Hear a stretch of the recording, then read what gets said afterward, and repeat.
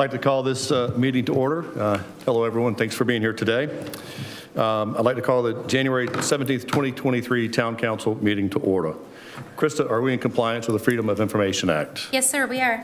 Will you call the roll, please? Mr. Brown? Here. Ms. Bryson? Here.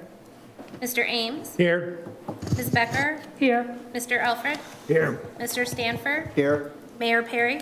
Here. All present, sir. Thank you. If you will stand and say the Pledge of Allegiance and continue standing for the prayer. I pledge allegiance to the flag of the United States of America and to the republic for which it stands, one nation, under God, indivisible, with liberty and justice for all.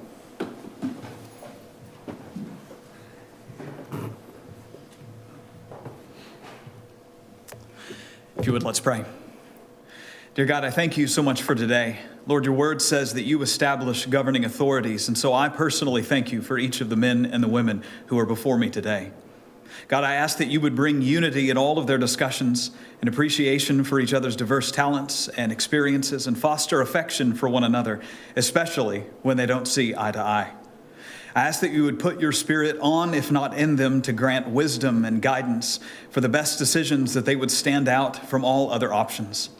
Under their service, further prosper Hilton Head as a world-class destination and a place to call home, with an eye always on the needs of our most vulnerable citizens.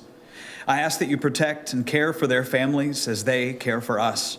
Demonstrate your goodness toward them in their businesses and their private lives as they diligently serve our community. We pray this today in the name of Jesus. Amen. Amen.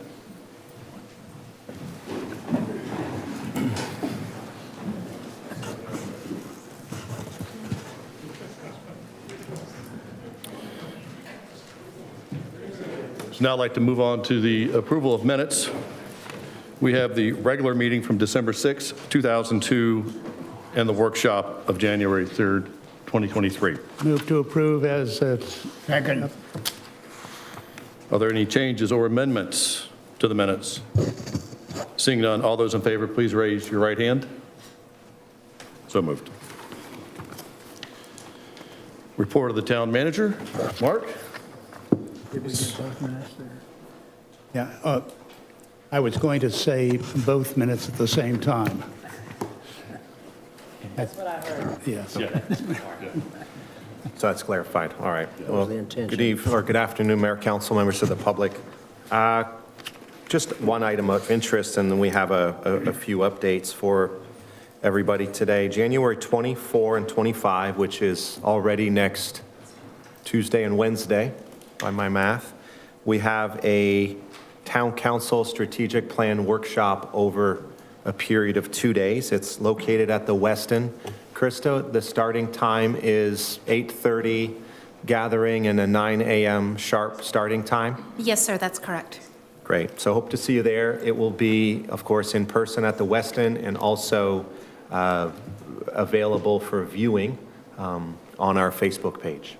So, and with that, I'll call upon Larry Finney, partner with Green Finney Colley, to present our annual audit for fiscal year ending June 30, 2022. Hello. Thank you, Mr. Orlando. Mayor, council members, we appreciate the opportunity to be here. And I want to go ahead and say up front, this is actually the last year of our contract with working with the city. It's been a pleasure.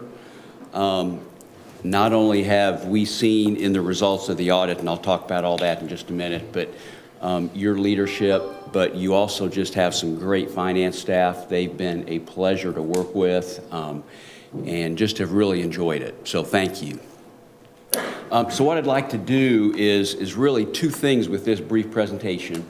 One is to talk about the audit and the results of the audit itself, and then also to kind of give you a brief overview in terms of the town's financial condition after the audit. So let me go ahead and get started. So I'll talk a little bit more in just a minute, but the end result of our audit is the opinions that we issue. But when you look at the financial statements, you know, everybody pays attention to the numbers and looks at the numbers, how are we doing?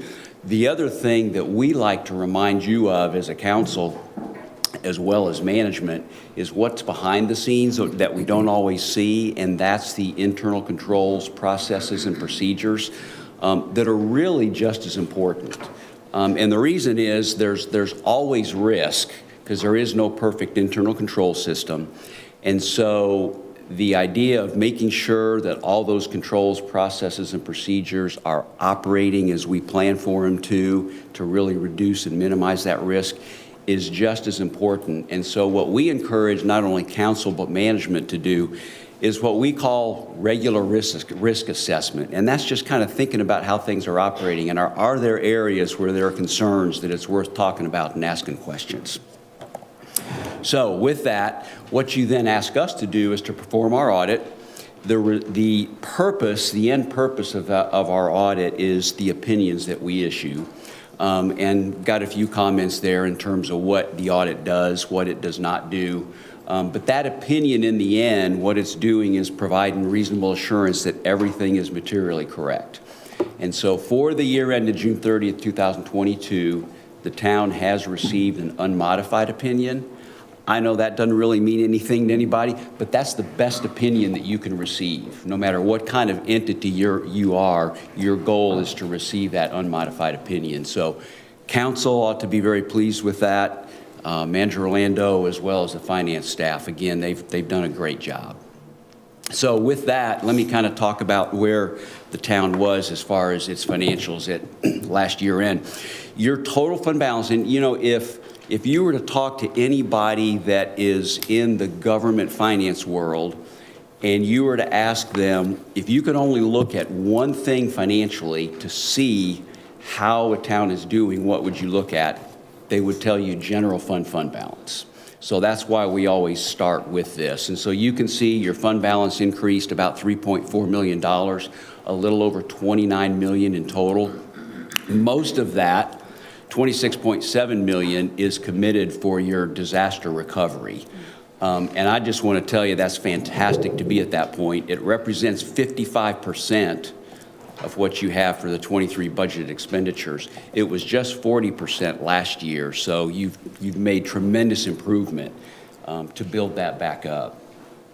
So what that leaves us with is an unassigned fund balance of about $2.3 million. You know, about 5.4% of what your 22 expenditures are. It's obviously low. GFOA is the Government Finance Officers Association, and it's a national organization that makes some kind of general recommendations. And you can see your percentage is quite a bit lower than that. Not a concern on our part at all, and the reason is, if you really needed more, you can go to that disaster recovery fund and move it back. And so just having even a couple $1 million there is very adequate from our perspective. And just as kind of a reminder about why a good, healthy fund balance is so important, a number of things there. The main thing I like to point out is just remembering that when we measure this at June 30th, you're looking at going about 5 to 6 months before you're going to receive any more significant property tax revenue. So that healthy fund balance, along with some of the other revenues, is what helps carry you through. So how'd we get there? You can see your general fund revenues and other financing sources were about $44 million, little $5.7 million higher than what you had in the prior year, and $8.8 million better than budget. And probably the main thing I want to point out, because a significant piece of that's related to the business licenses and franchise fees. And if you remember, your old code just required a license if there was more than one rental unit. Now the new one, even if there's one rental unit. So that's why there was a good piece of why there was an increase there. And you'll see that going forward as well, obviously. On the expenditure side, you can see about a little over $43 million, about $2 million higher than where you were in the prior year, but about $1 million less than what you'd budgeted. So end results, really, that's what you want to see, right? Revenue's a little bit higher than budget, expenditures a little bit lower than budget. So another good year. When you add all of your funds together, obviously general funds, the major fund, there's a number of other funds, but you can see your total revenues and other financing sources were almost $114 million. Your expenditures were quite a bit less, and part of the reason they were quite a bit less is because there were some capital projects that got delayed, and you'll see You'll see those continue in the future. Stormwater fund, you can see had an increase in your net position of about $500,000, $10.5 million. You can see what happened as far as the operating revenues were pretty consistent with the prior year. Your expenditures decreased quite a bit because of some repairs and maintenance decreases. The one thing I would mention here, and this is probably the only real recommendation that we have for council management to consider, is maybe looking at doing a rate study with the Stormwater Fund. And from our perspective, the reason that that could really be helpful is that what a rate study is going to do is it's going to look at short term, it's going to look at medium term, and it's going to look at long term. And it's going to look at not only your operating expenses, but it's also going to look at your short-term, medium-term, and long-term capital needs as well. And that all needs to be taken into consideration when you look at your rates. So that's something to consider as you go forward. Just the highlights on the capital assets, not a lot of activity, but you can see you've got net of about $290 million in total for the year. And it went down this year just simply because your depreciation expense was higher than what you added to your capital assets. Your long-term obligations, you can see $110 million went down primarily because of your ongoing typical principal payments.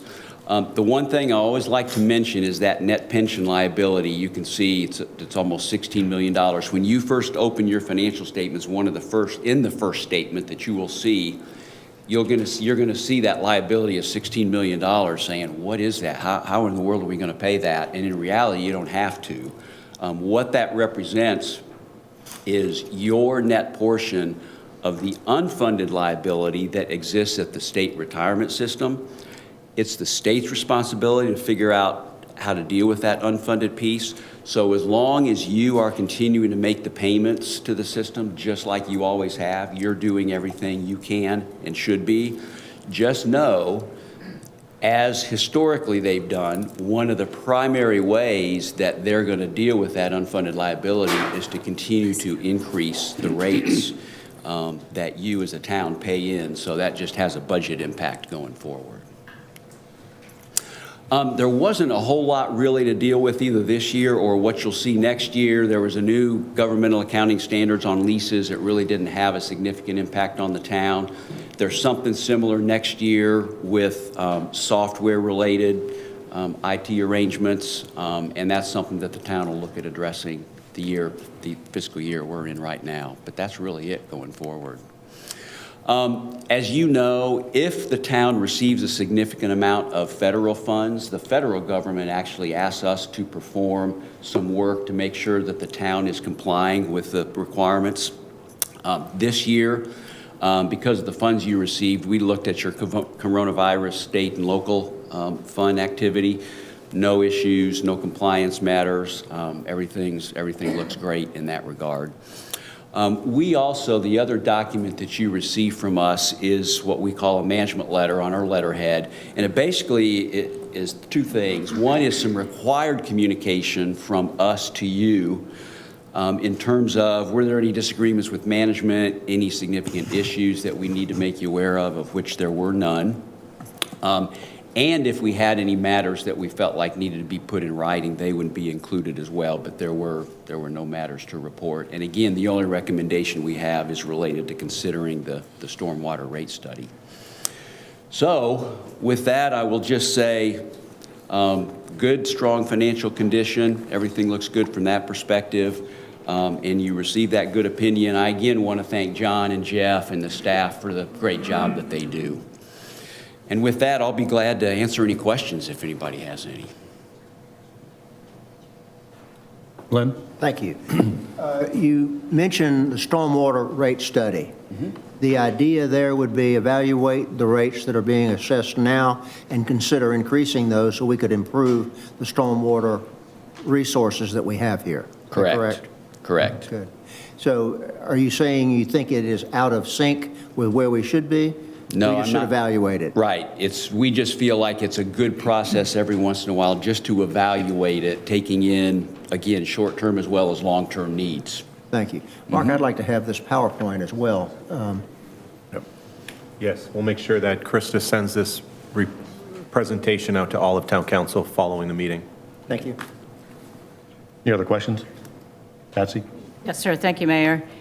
Thank you for your report to us today. It's always good to have one of those good report cards. Yes, it is, isn't it? And congratulations to our town manager and his staff for a good report card. Just a couple of questions. One is the fund balance slide that you showed. It showed, I think GFOA recommends, I think it was a little over 5%, 5.4, and, or sorry, 16.7, and we're at 5.4. Right. Is that common in South Carolina, or is this uncommon? Are we unusual for having that much lower than what GFOA recommends? Well, what we typically see is when we have a municipality that has overall a healthy fund balance, but they've got it in different pieces, they probably tend to keep a lower unassigned fund balance, as opposed to a town that doesn't really have all those other places that they can go. Then you'll tend to see a little higher fund balance. But again, when you look at what you have in your disaster recovery plus this, you're at about 60% Okay. overall. So very, very healthy compared to that 16.7. Yeah, thanks. I was going to ask if we add that disaster fund, and do we get above the 16.7? Sounds like well above that. Yes. So, okay, all right. Then you also mentioned that there's no internal audit function, and I'm not advocating for an internal auditor, but how common is it in South Carolina for a municipality of our size to have an internal auditor? If at all. Yeah, we work with over 20 municipalities in the state, and most of the big ones, Greenville, Anderson, Spartanburg, some of the others. And I only have one out of those 20 plus that has a part-time internal audit position, so it's pretty rare. Okay, I noted that because you mentioned it briefly in your report.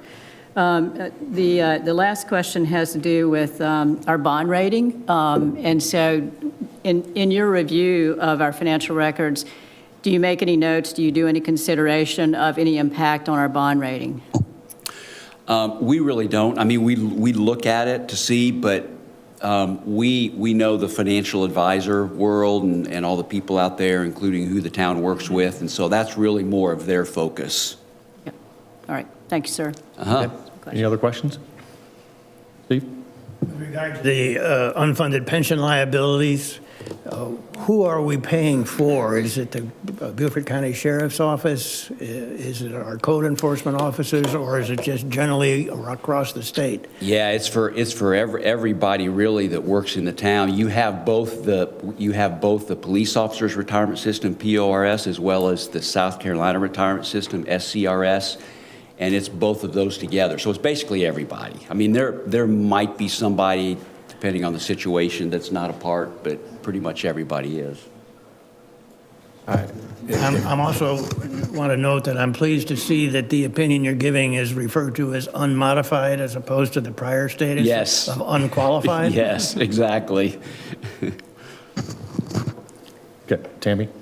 Just following up on that, you mentioned that with that funded liability, that as rates are increased, we're led to believe, correct, that any of the increase or a portion of that increase is being directed to an account that will hopefully at someday catch up, so that that doesn't remain a chronic situation. Yeah, again, that's really if that's really the state retirement system's responsibility to take care of that. And they've got a number of ways they can do that. One of them is the rates.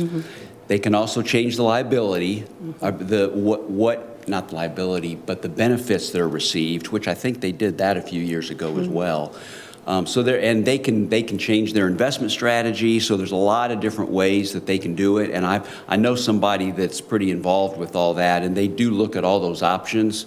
But for the last several years, minus the 1 year that they delayed it because of the coronavirus, they've been increasing the rates about 1% a year. Thank you. And thank you for such a great presentation. It was very detailed, and I appreciate that. Thank you. Mayor, if I might have one more follow-up question to the unfunded liability. That always scares folks. Yeah. But is it not fairly common throughout states that there's a lot of unfunded liability for pension Well, systems? actually, every local government that participates in the state retirement system, they have the same unfunded liability because it's a statewide issue and it's actually a nationwide issue. Yes. Thank you. Okay. Any other comments, questions? Thank you very much. It sounds like someone's trying to talk over there. Trying to, apologies. Mr. Mayor, for purposes of clarification, because we have new members of council, thought it was important to clarify what members of staff do and do not participate. Retirement system. Okay, great. Yeah, we talked about the state retirement, and that's for our firefighters, emergency workers, and normal town staff, or the rest of town staff, is on a 401k system. Yes, good point. And so that's half, and so there's just two different ways. Thank you. Thank you for very the much. report. Thank you, sir. All right, next, I'll call on Sean to give an update on our William Hilton Parkway Gateway Corridor. It reads end-to-end analysis, but I know Sean will give a presentation and overview on where we are with the recently adopted memorandum of agreement with Beaufort County. One, a reminder of what we're aiming towards and maybe an overall briefing of where we are. So, thanks, Sean.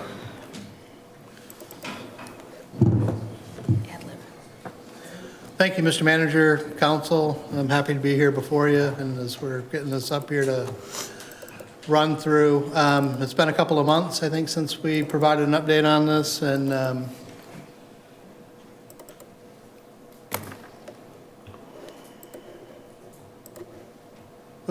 almost had it.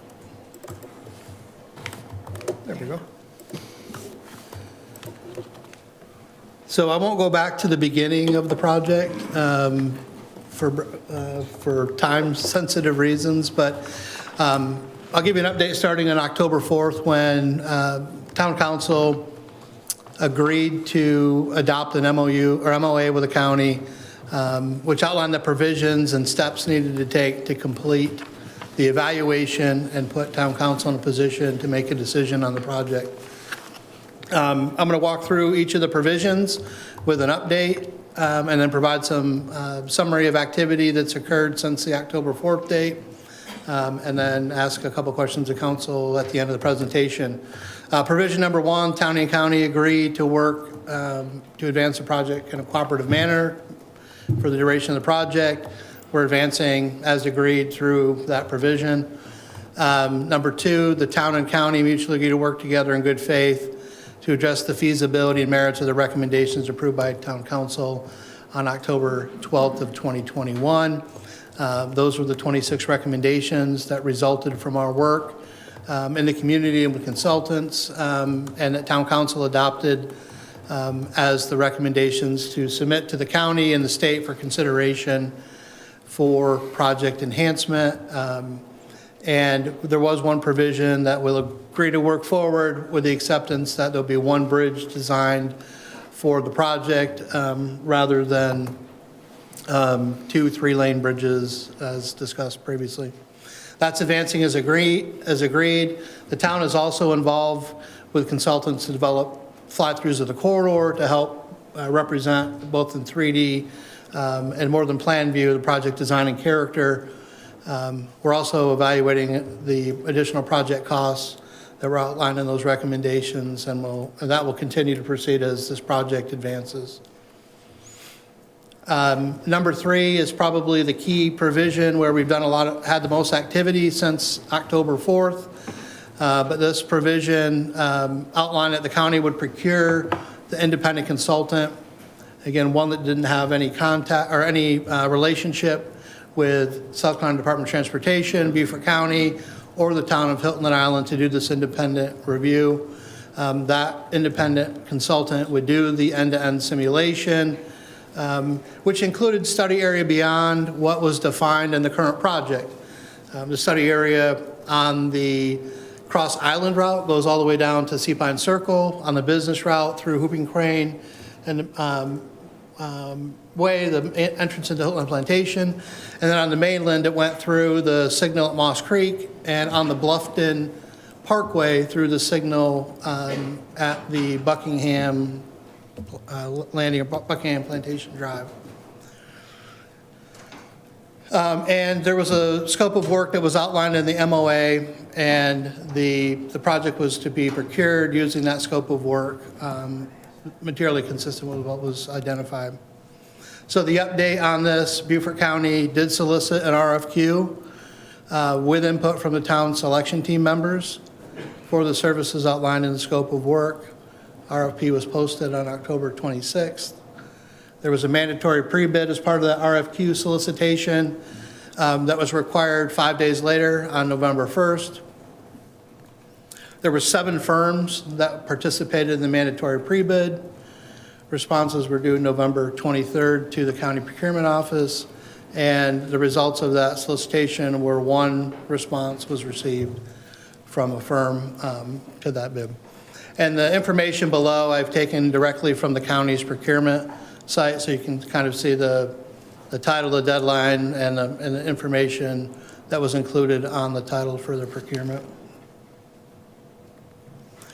Some more information. As a result of only having 1 respondent, town staff contacted 4 firms that we had been in contact with previously and asked why they didn't submit proposals. I've listed the stated reasons why they didn't respond. 1 missed the mandatory pre-bid meeting, again, that was 5 days after the solicitation. And they also were concerned about meeting the licensing requirement, South Carolina licensing requirement. Another firm was not sure if they could staff the project in South Carolina due to volume of other projects. Third firm was challenged to find a NEPA expert that had some experience in South Carolina coastal environment in which to partner with. And then 1 firm said that they would like to secure work in the state of South Carolina and with SCDOT, and they chose not to submit the bid. So those were the responses that we got. To gain understanding why more firms didn't respond to the county solicitation. The firm that did respond does not have an existing relationship with SCDOT, with Beaufort County, or the town of Hilton Island. The selection team has reviewed the proposal, and the firm did demonstrate an understanding of the project. They did identify collaborative and innovative ways to approach what was outlined in the scope of work and their plan to move forward and evaluate the end-to-end. They also indicated in the projects that they provided that they look beyond just transportation solutions to really understand kind of the DNA of the community and understand the balance between transportation and community-based solutions. And I want to make sure I just pointed that out as a point. The responsive firm does have a number of technical experts and qualified staff, including traffic engineers, transportation planners, designers. They have transportation safety professionals and other professional technical staff that would support the effort. This slide is to remind council and the community of the framework for the scope of work that was included in the MOA. The initial part of this was to gain information and coordinate with the town and the county through initial meetings, understanding of current work done to date, to come and do a site field visit, and then to develop a regular schedule for reporting to the team that's working with the consultant, and then also updates to the town manager and the county administrator on a regular basis. The second task was to evaluate the models that were used throughout the process from 2017 and on, as long as the recommended concept review. So the full range of alternatives, the reduction to reasonable alternatives, preferred alternative, modified preferred alternatives, kind of review all of that conceptual review and the modeling that was used to generate the recommendations that we've had in front of us here in the past. Task 3 was to update the model right? And the operational update. So there's been some changes to growth rates, infrastructure, and other things since the initial modeling was done. And so it was reviewing the low country area transportation study, travel demand model, which is a regional model, and also the VISM model update to look at more localized options. It was also to look at the state model and to look at calibration between all of those to generate the best projection for future conditions. Looking at proposed intersection improvements and potential future projects beyond just the defined corridor to include areas all the way down to Sea Pines on the Cross Island route, Palmetto Bay route, and then all the way through Hooping Crane to make sure we're not pushing things downstream. And if improvements are needed, that was part of the evaluation, assessment, and then recommendations. And then finally, to draft a final report for review, consideration, discussion, and then advancement of any recommendations as needed. That was an awful lot on number 3 of the provisions, but moving on to number 4 was that the town and county would establish this selection committee comprised jointly of 3 members representing Beaufort County and 3 members representing the town of Hilton Island. That selection committee was established from the town standpoint. It is me as assistant town manager and been project manager on the town's end for this for almost a couple of years now. Jeff Buckaloo, our town engineer, and Brad Strader with our MKSK team, transportation expert, and he's been riding shotgun throughout the entire project as well as part of our consultant team. And then representing Beaufort County, Jared Fralix, who's been here many times, as you know, the assistant county administrator, Eric Clausen, transportation and infrastructure staff member at Beaufort County, and then Jennifer Bragg, who is the county transportation program consultant that they have. So we did constitute the selection committee, and that selection committee is the team that has been moving through in coordination on the procurement efforts that the county has led. Number 5, all recommendations from the independent review for areas within the project boundary will be considered for inclusion in the project. The county and town will agree to pursue the finding of no significant impacts, which is the FONSI, from federal highways concurrent with the independent review. And then if any findings from this independent review would affect the environmental documents that were submitted, then those recommendations could be submitted to modify the EA documents, to update, and to resubmit again to federal highways for review. The path here was the town and county would agree that once the project had received substantial funding, so there was a gap, and back in September and October, that gap had to be made up in order for the project to be fully funded or substantially fully funded.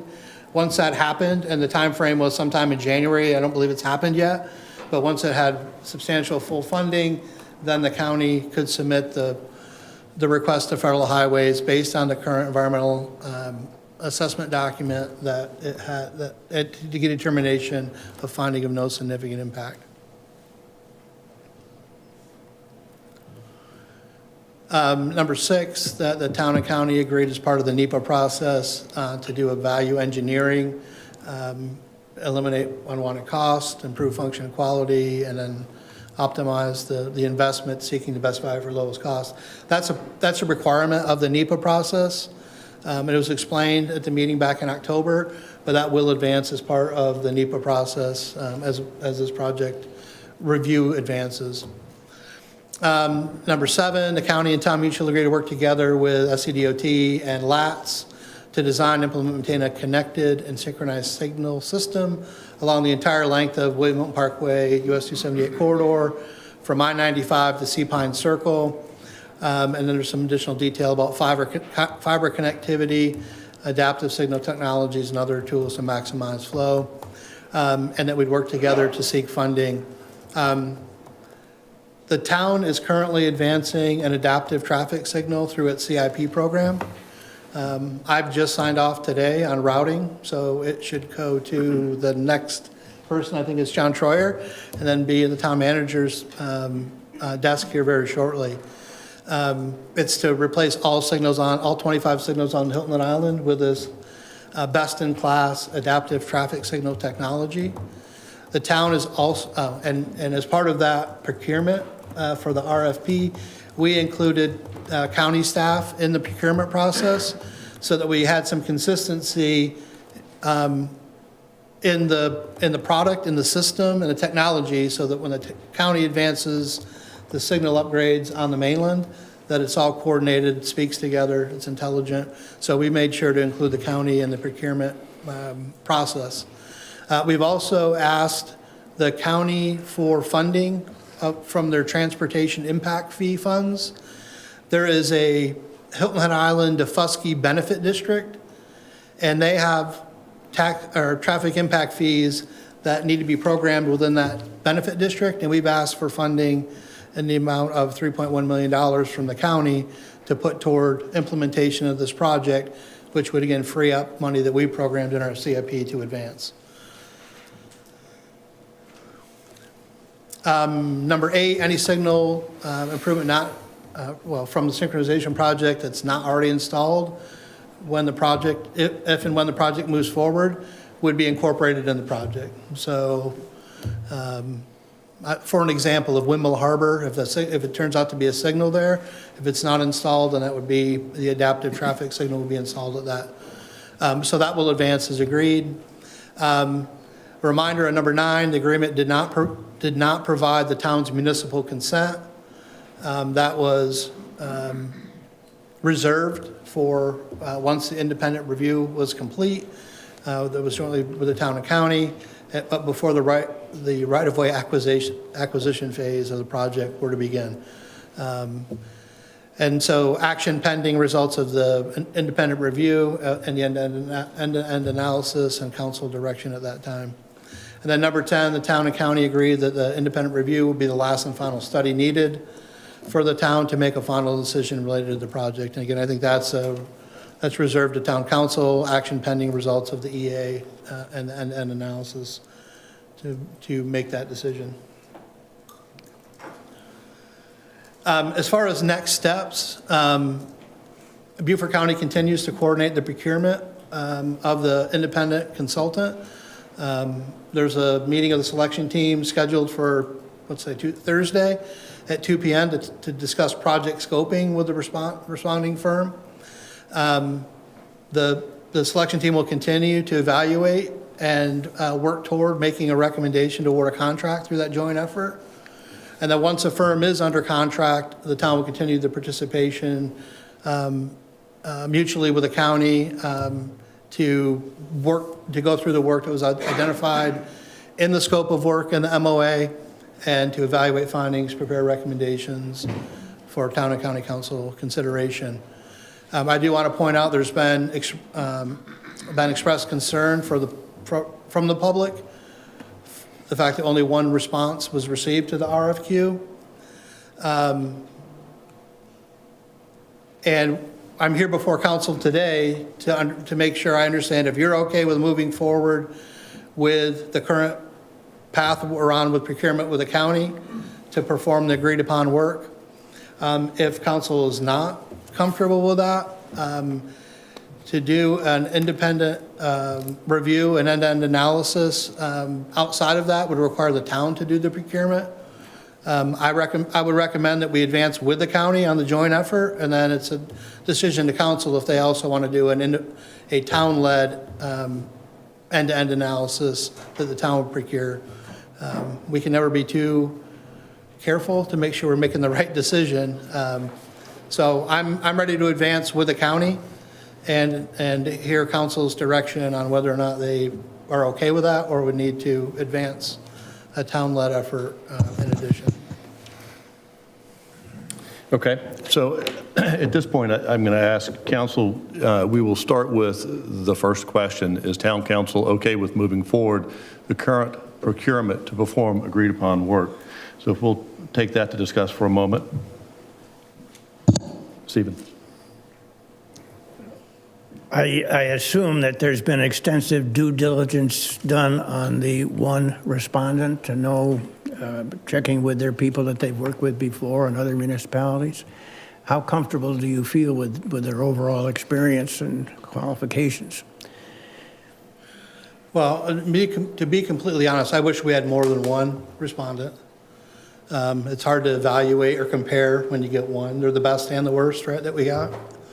However, we have evaluated the response and the firm and the qualifications and the references, and they are a qualified firm that can do the work. So I don't want to take that away from the fact that there's only one. So I do want to point out that the county is going to move forward to advance selection of a firm to complete the work, and that's why I'm asking if the council's comfortable with that, we can advance in that manner, or if not, we can. Is there a possibility for outside funding of a second traffic consultant? Yes, sir. I'm sorry, I didn't read my final bullet there, but yes, I've reached out to Senator Davis, and the cost to complete one, if the town were to choose to go that route, is about $250,000 to $300,000 as the estimate, and that the funding would be provided by or reimbursed by the state to complete that effort. And I also assume that if we proceed in the second path and the advice we receive is not favorable, that would be a reasonable basis for not giving municipal consent. Yes, sir. I think that decision is ultimately with town council, but based on the findings and the results. Yeah, but it said we will not be unreasonable not giving municipal consent. That was one of the provisions. Sure.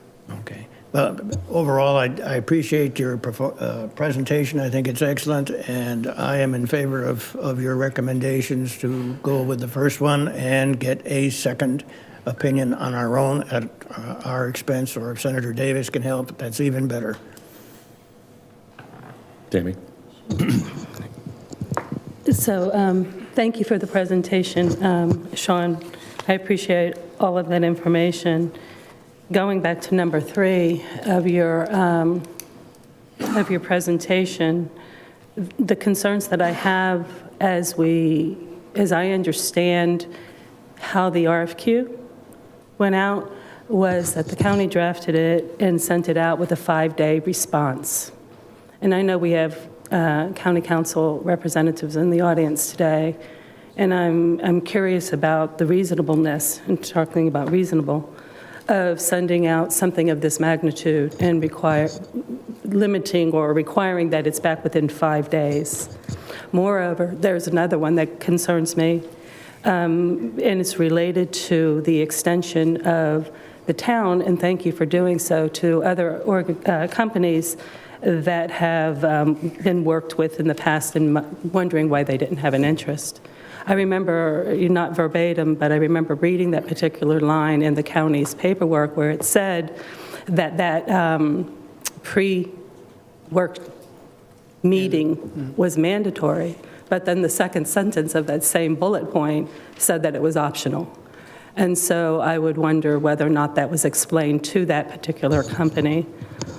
I'm bothered that by a number of things, those being just 2 that I'll mention here now, with regard to how the county proceeded to bring in those bids and that interest.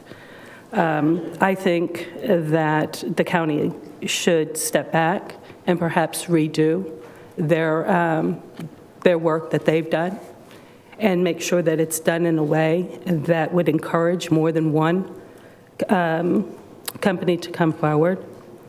If they're not willing to do so, I think that 2 questions. First, the county's costs, you had our costs to be estimated between $250,000 to $300,000.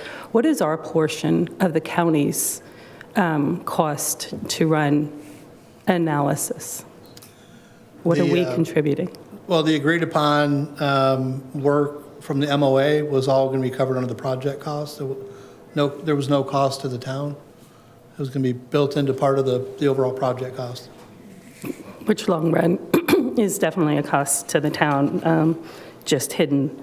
So what I would like to say is, and I appreciate your comments, if Senator Davis has given us assurance that there's money for reimbursement, I think this town has an obligation to our residents to make sure that this is done with all transparency and with an open bidding process that elicits more than one team to evaluate. And so, Mr. Mayor, I would request that we, as a council, move forward with enlisting our own end-to-end project analysis, hire our own independent company to do that work, and to ask Senator Davis for help in getting that reimbursed cost. Okay, thank you. Other comments? Lynn? Yes. Sean, thank you for your work in this and for your detailed report. I have confidence in the selection committee and that there's a good deal of expertise having to do with these types of matters. But I'm wondering, you outlined a number of things that this consultant has demonstrated expertise and experience.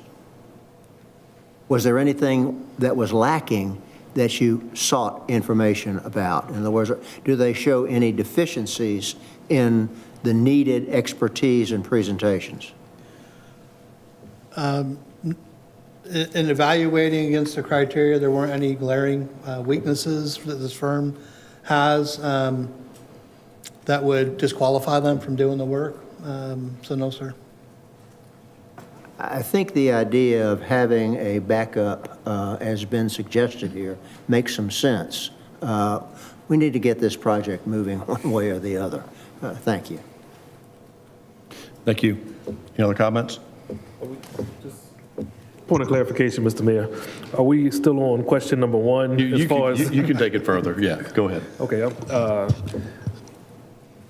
I'm under the assumption that because the MOA has already been adopted, that moving forward along with the county is somewhat of a done deal. So the discussion around having our own is probably more pertinent. Right. Okay, fair enough. All right. A few things stick out to me. I share the appreciation, Sean, with you all following up with the firms that did not respond. And I too am concerned about only one coming back. One of the items that you learned that's really peculiar to me is that there was a firm that said that they did not feel as if they could acquire a South Carolina expert in the NEPA process. And the NEPA process is a federal process, correct? Okay.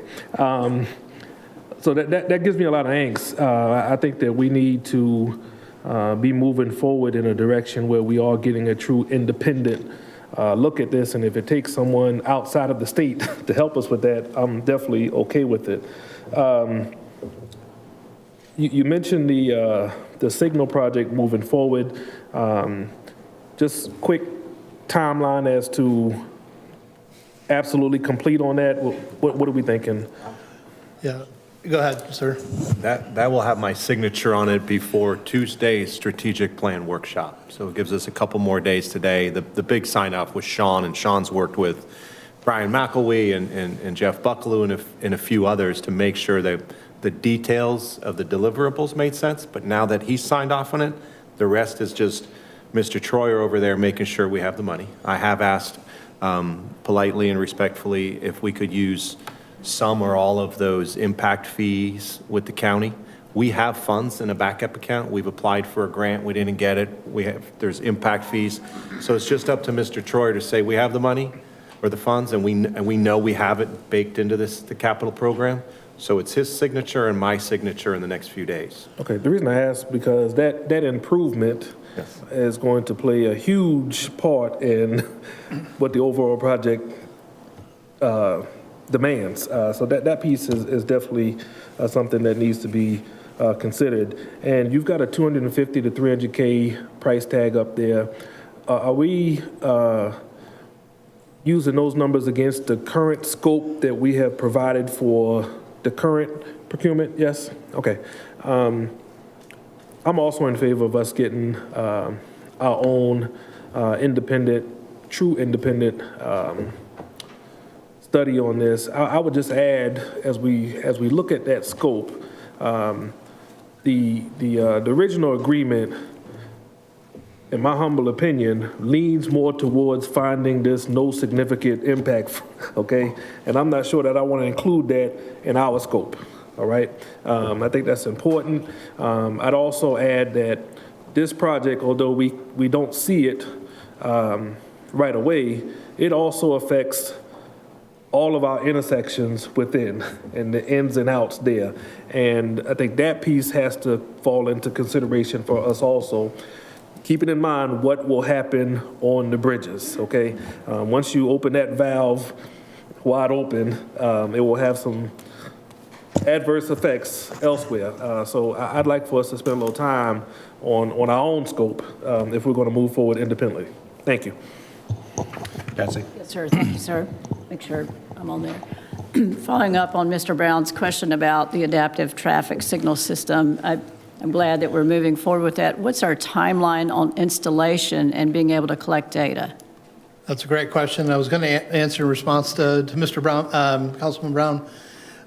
End of the fiscal year, the performance period would be now January through sometime in June. June 30th would be sort of our expectation for full completion. Okay, and then being able to collect data after installation if it occurs between now and June 30. How soon can we collect data on its performance? That's an excellent question. I'd have to get back to you on that to understand rollout and then availability through the technology to pull that information. Okay, and with our own, I also support getting our own study done. With all due respect to the county and its interest, I'm here to represent the town residents and the workforce and the businesses on the town. And I want to continue to have dialogue with county and keep working on projects together. This does not mean I don't want to do that. But I do believe that we need to have our own. I hope that we can proceed expeditiously to do that. I hope we'll have better results with our procurement method. But I'm also, and I wanted to say a couple things about reaching this decision. Whenever I consider anything to come before the town council, I'm going to start using some decision standards. And those standards are fivefold. The first thing I'm going to ask is, does this help out with the safety of residents, workforce, and visitors? And I do believe that having good data on this kind of system would do that. Secondly, does it provide for respect for and protection of our natural environment? I'm very concerned with the impact of this project on our natural environment, the environment itself, and on the people who live here, which leads me to another point, and that is, does this help improve the quality of life for all our inhabitants? And I do believe that having good data to lead us to a good decision about this corridor will do that. Another decision point is, are we being good stewards of our resources, our financial resources, our human resources, all of our resources? And not finally the decision point, but amongst all the decision points, because I consider these to be of equal importance, is are we giving respect for and protection of our heritage, especially the historic Gullah communities? And I believe that we need to keep that of utmost concern in this project. I appreciate that Senator Davis is going to help us again with providing for some funding. In addition to proceeding with our own analysis and hiring our own consultant, I want us to revisit having a committee to review the data that this consultant provides. And I would respectfully suggest that we consider including on that committee at least one town council member, at least one engineer from the community, and at least one representative from the Stoney community. And I would ask the town council to consider that this committee be appointed so they can work in concert with our own independent consultant. not to oversee the project, but to facilitate it and to be able to report to the community and to the town council about this work as it proceeds. Thank you. Thank you, Patsy. Mr. Mayor, if I may just jump in right after that, because I want to second that last comment. It's something that we've been asking for quite some time. Councilwoman Bryson put it beautifully, and I want to second it and encourage it and move everything to make sure it happens. Okay.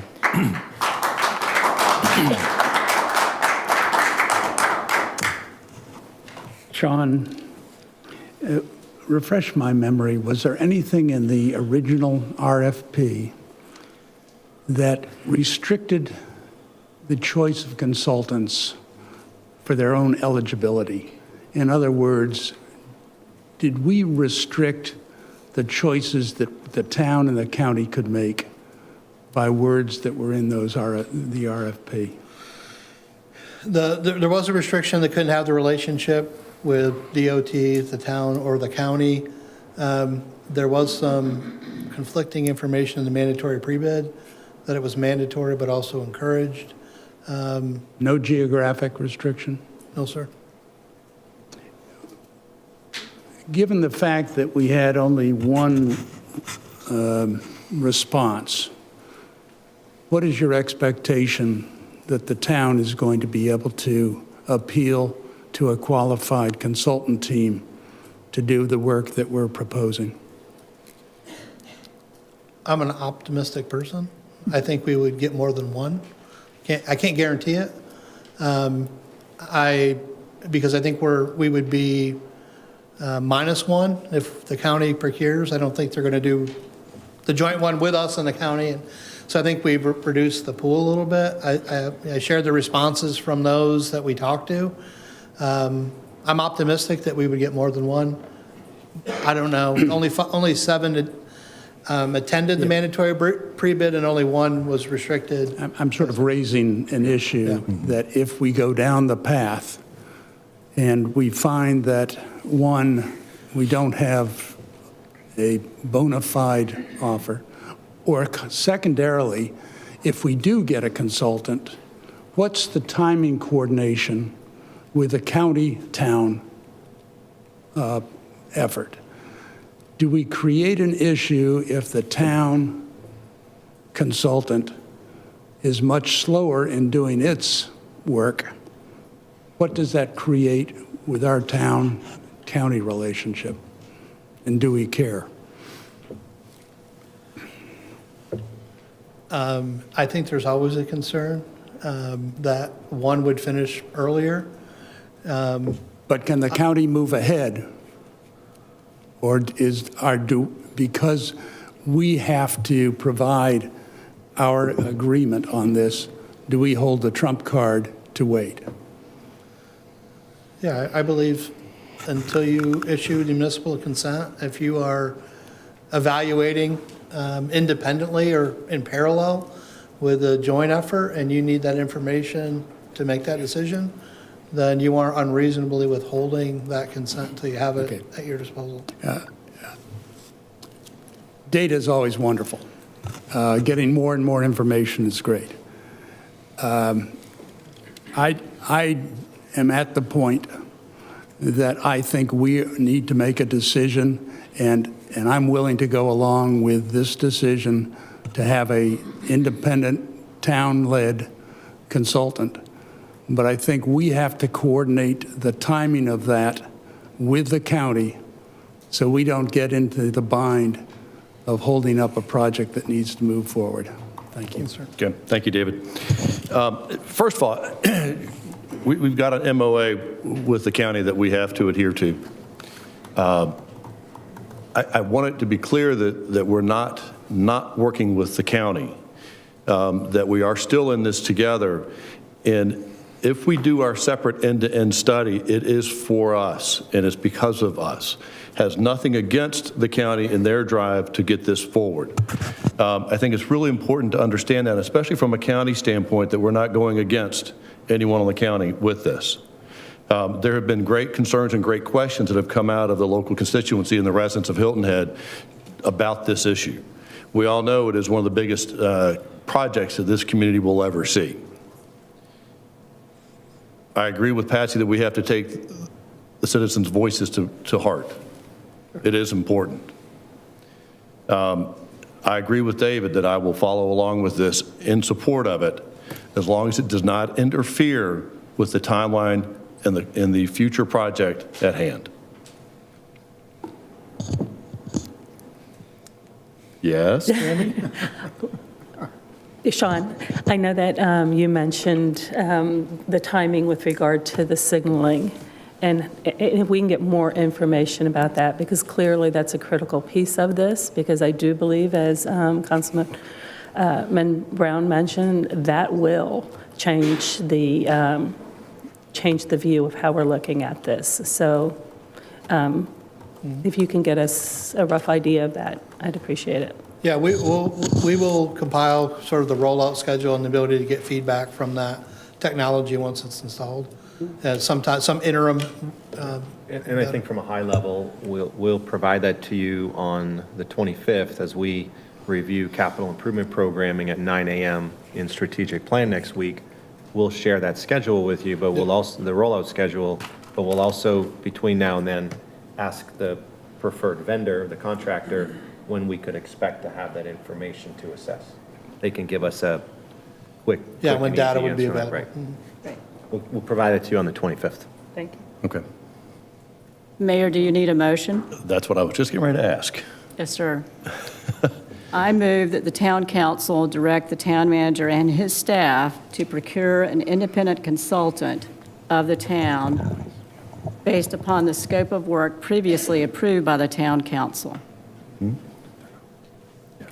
Secondly, to direct the mayor to appoint a review committee in consultation with the town council to be composed of 3 to 5 members with at least one town council member, at least one engineer from the Hilton Head community, and at least one representative of the Stony community, and ex officio town staff members, at least a planner and an engineer, in order to review the work of the independent consultant, report to the community and to the town council. So it's my understanding that we don't vote on this right now. So I'm a question as to how we move forward. Yes, sir. Well, I could just, if I see some head nodding along that scope, and what I'm taking notes up here is refine the scope, establish the committee. If we're going to put members on the committee, I'll put that on the next agenda, and we can get back in there with you of how we do it. Between now and then, we'll put the bid documents together. We'll mobilize that way. But if I can have some confidence today with some head nods, and I think I've heard from all of you, you're supportive of us doing it ourselves, we'll start moving. I don't necessarily need a vote on that. We're going to need a vote on the committee, which should help solidify. Right. I would say that based off of everyone's comments, that we have the directive to move forward. Okay. I'm okay with a more artful language than I proposed. Absolutely. Thank you. Thank you for your direction. Thank you. Sean, amazing job. Thank you. All right, next. One thing that we did last year, as Mr. Gruber walks up, is we have established, you have as a council, and we have as a staff, established a Gullah Geechee Historic Neighborhoods Community Development Corporation. We are live with our corporation. It's a nonprofit, and we are currently seeking board of directors, and we will soon seek an exec director. Not to steal your thunder, but I was going to say, we'll go quick. I might speed you up. Yes, no, the articles of incorporation were accepted in October of this past year. On January 6th, staff had prepared a recruitment brochure to identify potential board members for the corporation. Those materials went live on our website on January 6th, and on January 9th, we enacted a comprehensive communication plan to distribute those materials island-wide. As of today, we've received 5 applications. We are continuing to solicit and accept applications up through the appointment of members to the board of directors. And just for a refresher, there's a minimum of 5 members and a maximum of 9 members. The makeup of the board is 2 members from town council, 1 member from the historic neighborhoods identified within the bylaws, and then up to 6 then would meet the maximum of 9 members total from a variety of professional backgrounds and experiences. And again, we'll continue accepting applications up until the point we've appointed all the board members, and then we'll start developing a talent bank after that point. Staff is also finalizing a separate brochure to issue to recruit an executive director for the corporation. We're going to have that information prepared and released publicly by the end of this month. And then once the board members have been appointed and the director has been hired, some of the other items that they're going to focus on are we're going to develop some training and development opportunities for the board members themselves, make sure that they're armed with all the information that they need to then help develop a strategic plan, and then ultimately operational budgets to support that strategic plan going forward. Josh, where's that information available for the public to review? Sure. Under major initiatives on the town's website, we have a specific dashboard with all the information related to the Community Development Corporation. We keep all those documents in that place, and then we also have them under our board's recruitment. Is the solicitation of board members easily found? I believe so, sir. And then we've also made sure to include paper copies in different locations as well to make sure that, again, we can get that widest reach as possible. Thank you. And I could add, it is online. Carolyn did a great job releasing a press release. Kelly, I'll ask you for an extra Facebook post or two because we know that the recruitment is regional and local. So if you could do that. So we're trying to get the word out there as much as possible. This organization has incredible potential for this community. Mm-hmm. And to the degree that you know people in the community who might be able to contribute, I encourage you to speak to them, to sign up. Thank you. Thank you. Good job. Alex, did you have something? Mr. Mayor, Josh, one more question. Yes, sir. Sorry. I had the pleasure of walking in the MLK March on yesterday with Senator Davis, and he asked me a question that I could not answer, and that is, have we received the funds from the state yet? We have not received the funds, but we have been in direct discussions with the Department of Commerce, which is the state agency who the funds were deposited with. And they've outlined to us kind of the series of documentation that they're going to need in order for them to release that funding to us, and staff is working on preparing that information. So before you tonight, as part of the budget amendments, is an acceptance and acknowledgement of that funding that's going to come forward, and then we'll work to complete that transfer here in the next several weeks, presumably. Thank you, sir. Okay. Patsy? Mayor, a couple questions. Thank you, Mr. Gruber. Help me remember the appointment of the board members. Does that come back through town council? Does it go through Community Services and Public Safety Committee? It will be appointments by town council, so it'll come back through Community Services for recommendation to town council, and then ultimately appointment by town council. Great, great. And the other thing I want to do is thank the town manager and his staff for broadening our outreach, and to Mr. Ames for speaking about our outreach for not only members of this board, but also all of our boards and commissions, because we need to have a more proactive outreach program, and I appreciate your doing that. Thank you. Tammy? Just for folks who are here listening, the funding amount. Can you just let folks know how much money it is that we are anticipating that was promised? Yep. I'll steal a little bit of John Troyer's thunder. Oh, I'm sorry. No, that's all right. So we're going to look to do $5 million in funding from the state, again, through the Department of Commerce. That was part of a budget earmark. And then there was funds from the county through the Good Neighbor Program, which was the American Rescue Plan, which I believe was $353,000, give or take. All right. And how we'll use those funds is this year, as we present the budget to you, we'll present a brand new budget, so another fund, I should say. So we currently have 4. We'll have 5 presented to you in the budget cycle. And the 5th, of course, is the Community Development Corporation. That will be clear on what the startup operating costs are, as well as that $5 million and how that's parked in a budget for now. So. Thank you. Okay. Go ahead. All right, Josh, thank you.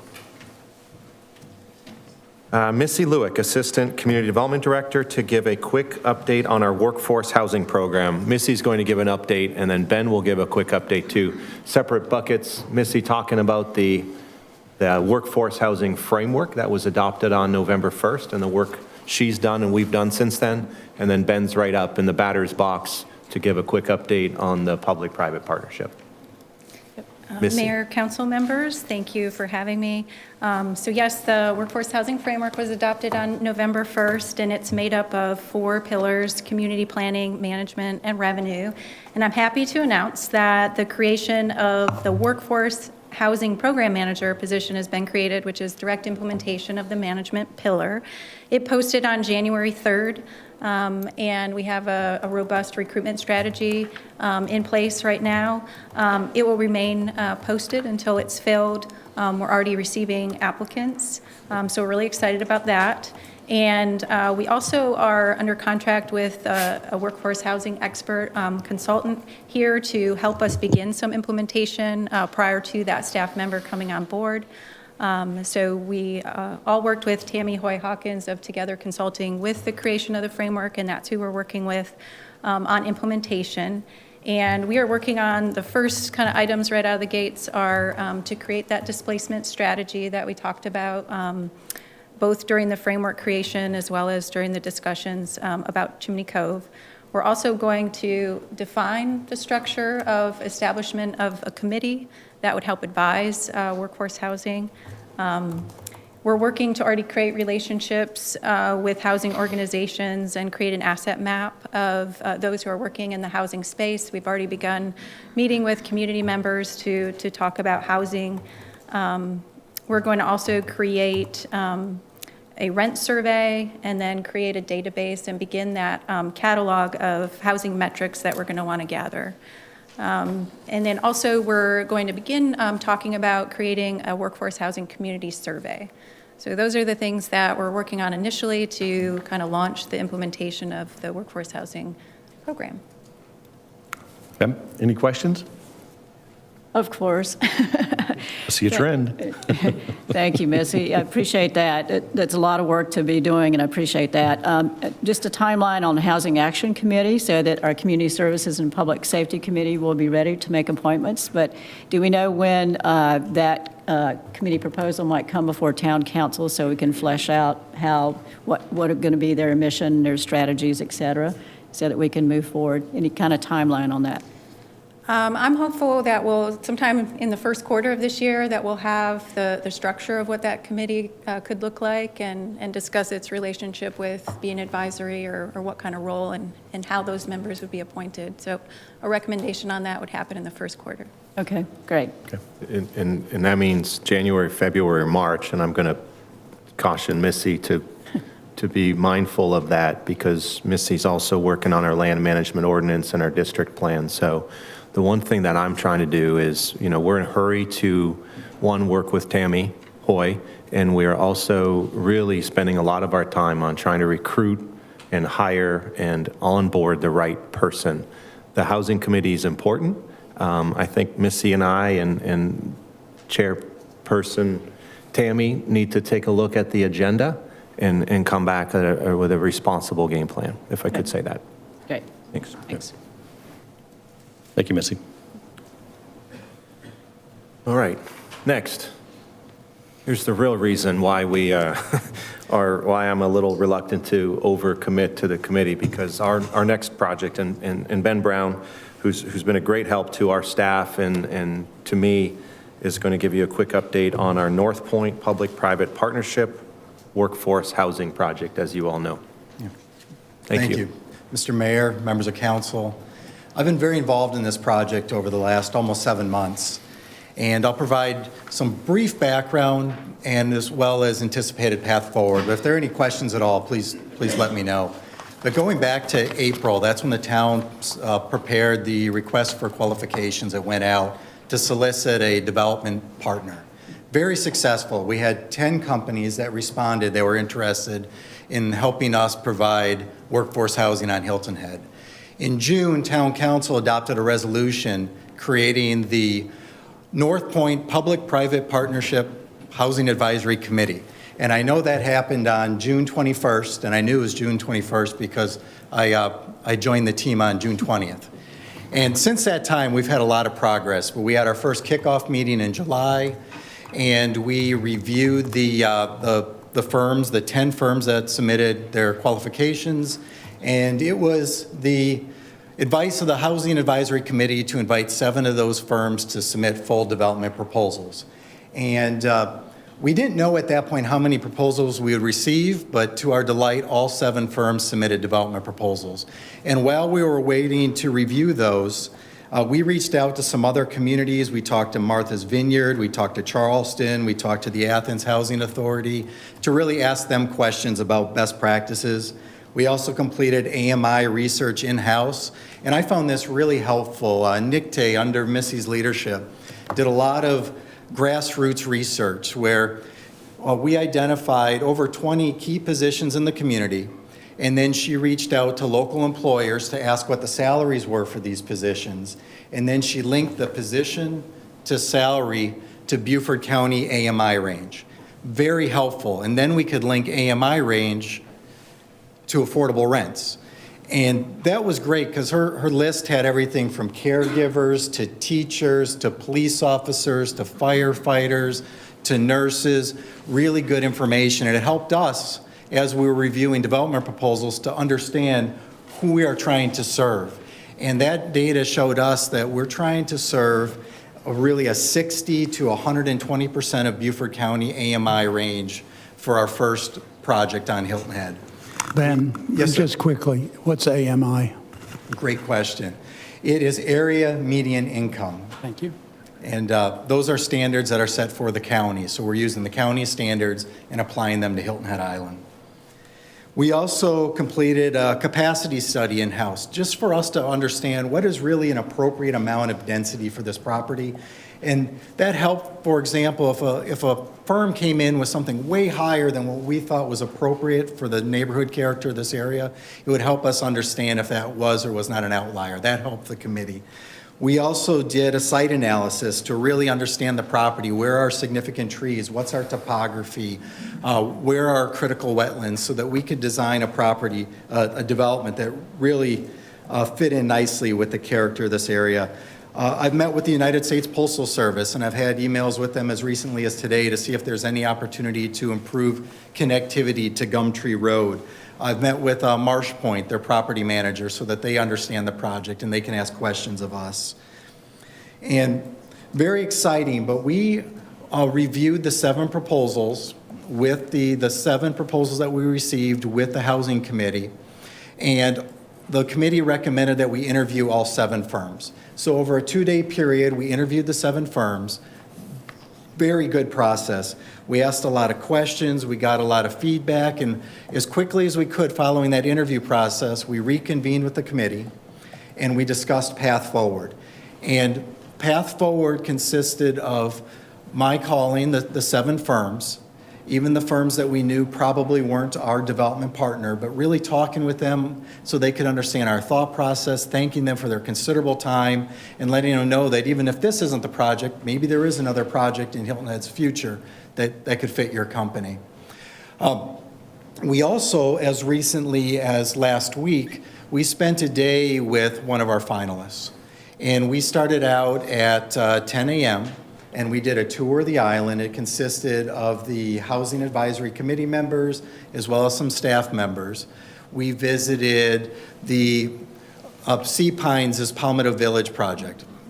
Cliff was very, very helpful in helping us understand that project.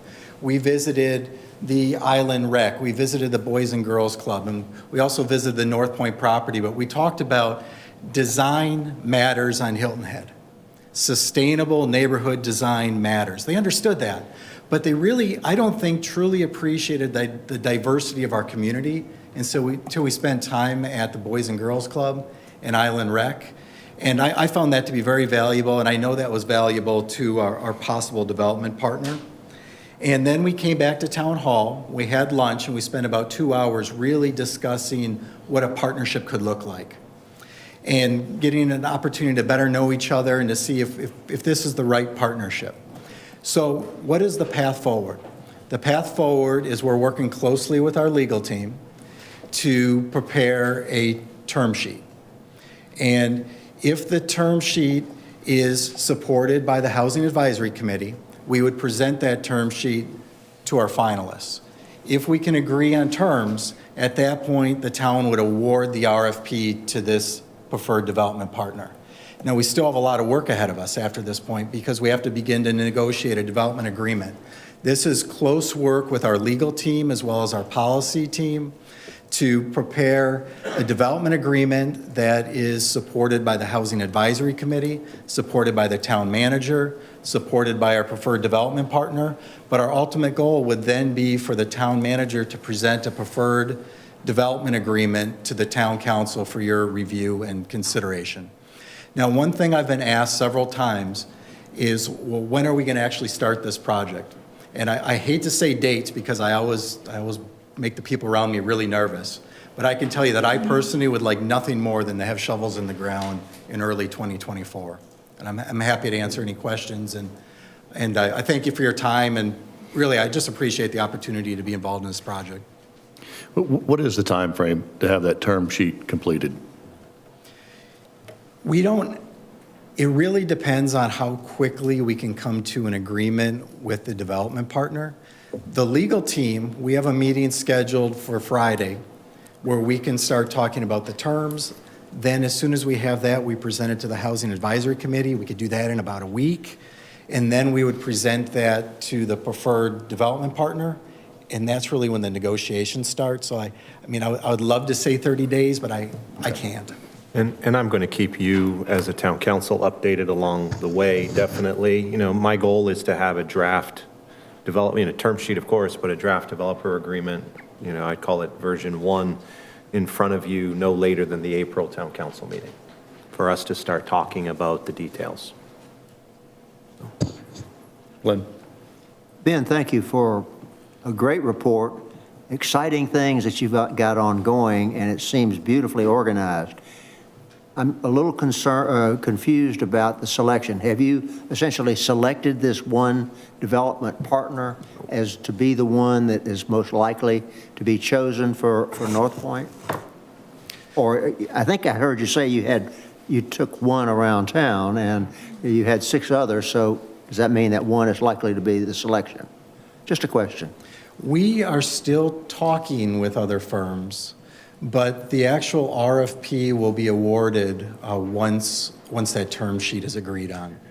So, town manager, help me out. I'm new to public sector procurement, so I don't want to say more than I should. Private sector, he wants to sign the contract next week.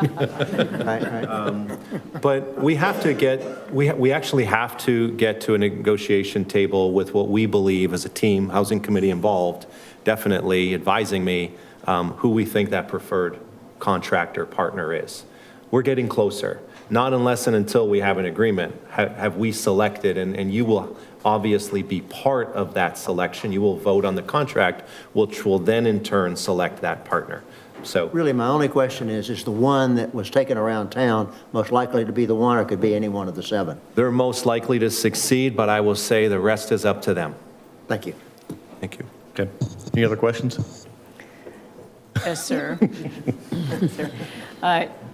Thank you, Mr. Brown. I'm certainly not going to suggest terms of any sort of agreement, but it's my understanding the town owns this property, and so we're looking at some sort of long-term land lease, not a conveyance of the property. Is that still where our thinking is? We're going to negotiate all those points, and I'm not at liberty to say those out loud today. I just prefer to keep those close to us. Okay, got that. Well, then I won't ask any more questions about terms. Steve? Are you in a position to identify who the individuals are who are providing your financial and legal expertise in terms of negotiating with the partner? For our in-house? Yes. Yes, sir. In-house or out-house, but for the town. Yes, sir. A firm, Pope Flynn. Financial advisors, legal advisors? No, Pope Flynn is the legal team, and they're helping us with that transactional contract and developer agreement. And Brent Robertson, Stiefel, who's our financial advisor, and they have a piece of the company, and they've worked on our bonds, so we know them. They work closely with Franny Heiser, but they know us as well. And they have a part of their company that simply strictly focuses on workforce and affordable housing financing. And so we've been blessed to have them close to us. Thank you. Tammy? I know, Mark, that you mentioned that by April you would have something to bring to the full council. It sounds as, well, first of all, I should just stop. What a great presentation. Thank you. Very detailed, very thorough, and very easy to follow. I appreciate that hard work that it takes to deliver that, and I know all the work behind it has been top-notch. I'm curious, as being an outsider, on this, is there an opportunity, perhaps an executive session for a review? I know we have a committee comprised of some council members, but I feel as though a little bit more transparency, at least for the time being within this council, is appropriate. April's an awful long way away, and it sounds like things are moving very quickly, and I'd like to be informed. Thank you. If I could And thank answer. you. Go ahead, Mark. The answer is yes, ma'am, with the exception of today's agenda, simply because we had an open session update. We have parked and have kept the North Point Housing Public-Private Partnership contractual matters in exec session and have provided those updates for at least 6-ish months of last year. So we'll make sure that that remain on there in February and continue. So yes. Okay. Anybody else?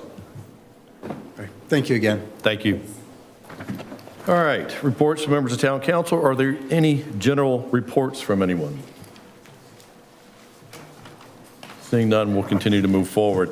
Mr. Stanford, any report from Latz? No report, sir. Thank you. Ms. Becker, Low Country Council on Government report? Not currently, no. Thank you. Mr. Ames, airports? No report, but there's a meeting this Thursday at 1:30 in this room for the airport board. Mr. Brown, report from the Island Recreation Association. Ms. Becker, Community Services Public Safety Committee. Not yet. I do want to remind everyone that Monday, January 23rd, we have a meeting and encourage you to participate by attending. Thank you. Mr. Ames, Public Planning Committee. No report. Mr. Brown, Finance and Administrative. Yes, thank you, Mr. Mayor. F&A committee met today. 2 topics. One was to approve our meeting schedule for 2023, where we decided to adhere to the dates proposed, but change the time to 1 p.m. So that we can carry it on to normal town council meeting. The second item we took on was the organization of a small and minority business enterprise plan and program. We just opened discussion today. Lots of good feedback from the committee members as well as the public, and we will continue that conversation at our next meeting. Thank you very much. Now on to appearance by citizens. I would like to remind our citizens that each person has 3 minutes to address town council. At the end of the 3 minutes, you are asked to conclude your comments. Please maintain a decorum suitable for the meeting and refrain from using any profane, abusive, or obscene language.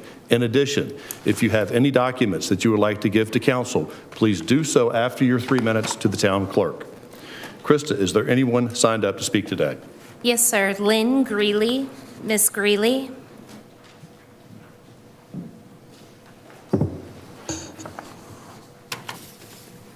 Hi, I'm Lynn Greeley. I do have a document, power of attorney, that I'd like to just hand to you before. If we did 3 minutes after, just hand it to the town clerk, please. Okay, Yeah. all right. Actually, I'm going to give my 3 minutes to Skip Hoagland, so he has 6 minutes today. Skip, if you Each person has 3 minutes. Yeah, but each speaker- that's what my power of attorney is, that I'm going to give him my 3 minutes. That's legal. Thanks, Skip. You're welcome. I'm happy to do this for you. Curtis? Would you like to see this document? Is that on? Under the council's rules, each person has 3 minutes. Whether or not Ms. Greeley has executed a power of attorney's got nothing to do with that. Ms. Greeley had 3 minutes, Mr. Hoagland has 3 minutes. Any other person who wishes to speak and signed up has 3 minutes. It is 3 minutes. Thank you. If you reset the clock for Mr. Hoagland for 3 minutes. Pardon me? I asked her to reset the clock for you. Thank you very much. Can we reset it? Yes. I've now done it twice. There you go. Okay. Alan, you said town council has too many committees and should delegate more work to the chamber. When asked how you feel about the chamber using $2.5 million in annual tax funds with no invoices or receipts, you were okay with the chamber operations, no need for transparency, no need to grind down on every invoice. Is this how you operate as a mortgage broker? Alan, the chamber is a local nonprofit business league and has nothing to do with government or be tax funded to promote tourism nor sell advertising for private profit. It's illegal under state and federal IRS laws. Federal IRS nonprofit tax law prevails over any corrupt state or local law or code. Bill Miles said how he uses tax money is his secret sauce and it's no one's business. Mr. Perry, who runs this town? Bill Miles? It certainly isn't you as a full-time mortgage broker and a part-time mayor, because nothing works part-time. You said the chamber has a contract that follows state law. You will ensure spending transparency and did not want the town to get into a lawsuit with the chamber. Alan, this is a lie. The chamber contract is fraudulent. It's not valid. The town is in violation of procurement, ATAX, and FOIA laws to enforce your associate Miles to show how he uses millions of tax money. It seems you have been coached by Bill Miles and the town and chamber lawyers on what to say. Your friend Steve Arnold and the entire ATAX committee and town council keep voting for funding to the chamber, all knowingly breaking the law. We will watch how you vote, and you will be held accountable for breaking the law and liable. Mr. Perry, you stated you saw the chamber accounting 80% of the receipts and invoices. Who gave you access when no one else can get this information? This is a lie and it's fraud. Are you prepared to comply to my FOIA and hand over this chamber accounting to me today or this week?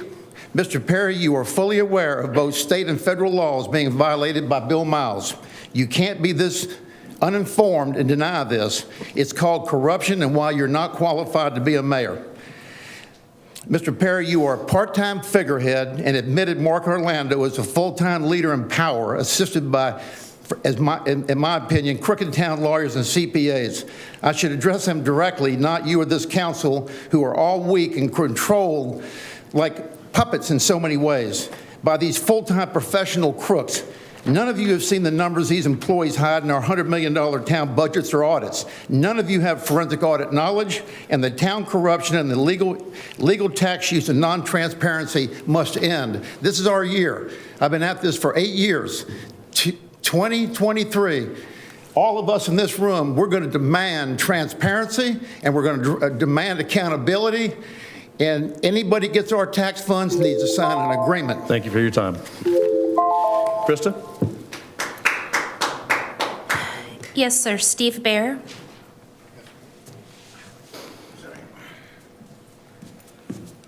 Thank you all, Mr. Mayor and Council. We're asking for one thing today, one simple thing. I sent you all a list of documents. Please spend 1 hour, 60 minutes, and read those documents. There are 5 documents that we sent you. Close to 10,000 people have asked for an independent review of the corridor project. The devil is in the details, and we still don't have any details of what's happening. We don't know what we're getting, if it'll work, if it's safe, what it will really cost, how it will impact us, and what our other options are. I don't know that. The 10,000 people don't know that, and no one on this dais knows that. The transparency of this project has been close to zero. So is the trust, but I hope this new council will fix that. The scope of an independent review must include efficient links to the Cross Island Parkway and Local 278, including Gumtree. The traffic and congestion analysis must include the compound effect of all those mergers, splits, intersections, and traffic lights, not adding them up one at a time, as the present county process does. Safety must be key. I just see we had another death on Route 278. We're going to put a 6-lane expressway down through a heavy residential area. How many more people are we going to kill if we're not careful? The missing and hidden parts of the plan must be exposed. If you read the documents, you'll see they're missing and hidden parts. Alternate options must be shown. We haven't been given any alternate options. We've been given slight perturbations of where they're going to run the concrete of the 6 lanes. The current plan is neither effective or safe, and I challenge anyone to show me that it is, or us that it is. Unfortunately, up to now, Beaufort County has corrupted the process, blocking proper oversight of this for years. We hope changes in county council and certainly changes here will change that. If you do an independent review, you're actually going to save time because there are so many flaws in this current plan that SCDOT has put together. It's going to bounce in the NEPA process. And if you don't identify it, we've interceded already with the FONSI process, as you'll see in the documents. We've written directly to the federal authorities. We're going to try to ensure that this process, this system, is safe and effective. It is not right now. We have everything to gain and nothing to lose from a proper independent review. And I'm delighted that you've all decided that tonight. That's a real positive step. We can't let the county divert us again. They've consistently done that. They want us to buy a used car where the dealer won't let us get an independent inspection. They pick their own inspector and they restrict what they inspect. We can't do that. I don't understand what they're so afraid of. We assume that you folks are decent and honest people. We trusted you with our money and our town. Please do your homework. Read the documents that I sent you. Have a beer and spend 60 minutes on them. This is our last chance for a great plan. Bring in top experts and help us seize it. Thank you. Thank you, Mr. Mayor. Krista? Peter Christian, please.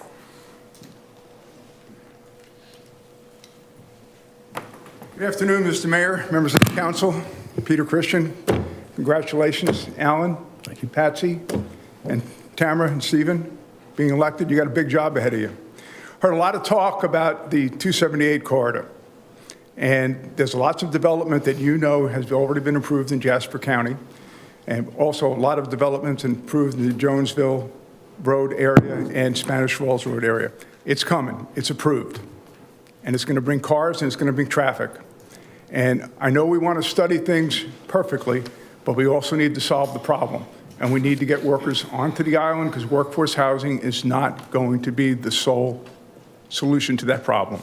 We need to move folks in and off this island. I employ over 100 people, and many of them come from Ridgeland, parts north, an hour-and-a-half commute.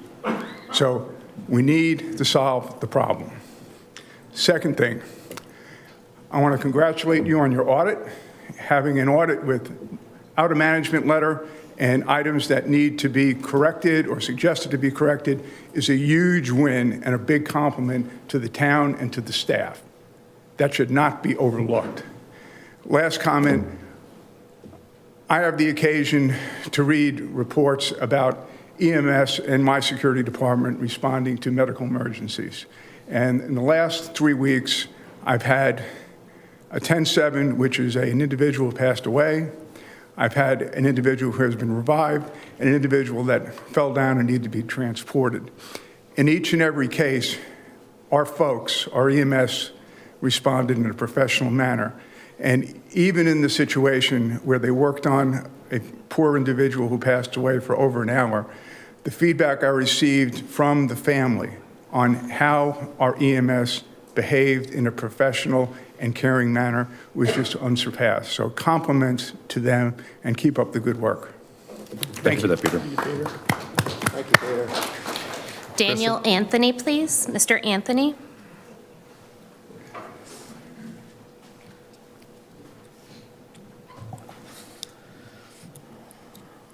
Well, my comments aren't directed exactly that way, but as president of the Jonesville Preservation Society a few weeks ago, I asked for a moratorium. According to our own survey, over 90% of respondents from all across the island are in support of a 6-month moratorium. 95% favor a rollback on zoning to decrease density. The Jonesville area is a unique and intricate part of the fabric of this island. Without the moratorium, we are all subject to the devastating effects of development. Developers, landowners, and investors, with their greed, exploit this part of the island. Soon, if not already, it will affect other areas. I ask you, is this the vision Council foresees for Hilton Head? I understand the Jonesville area is very appealing for developers. This is a very unique area of the island with an abundance of historical and environmental value. This is a Gullah Geechee neighborhood. This is not an area for multifamily dwellings. This community is accessed by a single road, one entry, one exit. Multifamily subdivisions threaten the very safety of this community and its residents. 3 generations of my family now call Jonesville their home, not unlike many other families in the neighborhood. I bought my home and have spent endless hours developing it to be a place where my friends, family members could visit, enjoy the holidays, birthdays, family gatherings, etc. This is my legacy to my family, to be handed down from generation to generation. What will your legacy be to Hilton Head? Should we all not strive to make Hilton Head better? We have all agreed in part that the current LMO does not serve the purposes of the island. The rules and regulations no longer serve the best interest of Hilton Head. The moratorium will give us all time to express our concerns, find solutions to the existing developmental problems on this island. We have been told that the district analysis is being performed, approximately a 6-month time frame. South Carolina law states that a moratorium is 6 months with a one-time extension of up to 3 more months. So my question is, why can't we do the moratorium now, stop the developments until the district analysis is performed and the updated traffic study is complete? Why would the town continue to process applications for developments without these analysis and traffic studies? Let's fix the existing problems now before we create new ones. I implore the town council, join me, join us residents. Help us to make Hilton Head a better place. Let's stop making the same mistake as past administrations. Your very own mission statement says zoning is to protect the health, safety, appearance, prosperity, and general welfare of the community. Zoning helps to regulate land use, promote orderly growth, and protect existing property owners by ensuring a convenient, attractive, and functional community. I challenge you to show all of Hilton Head that these are not just mere words. It is incumbent upon you to protect this island and its residents. Join us and create a better future for Hilton Head. It starts with the moratorium. Thank you.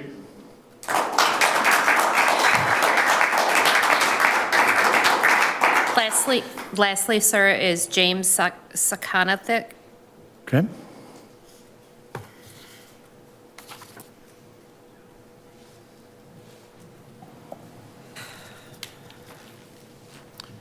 Good evening. My name is James Sakonchik. I have a residence in the Mitchellville area of Hilton Head. I'm here tonight to speak on a personal matter. I'm also here to talk later on the Beach Protection Act. On a personal matter, I think I will be submitting this. I'd give you a copy, but I guess that's not the protocol. There is a regulation in the beach regulations that allow for any boat that remains overnight on the beach shall obtain either a seasonal or annual beach permit. They define boat as any watercraft. They use the word shall. I had a permit in the past. I had one last year. I got a permit this year.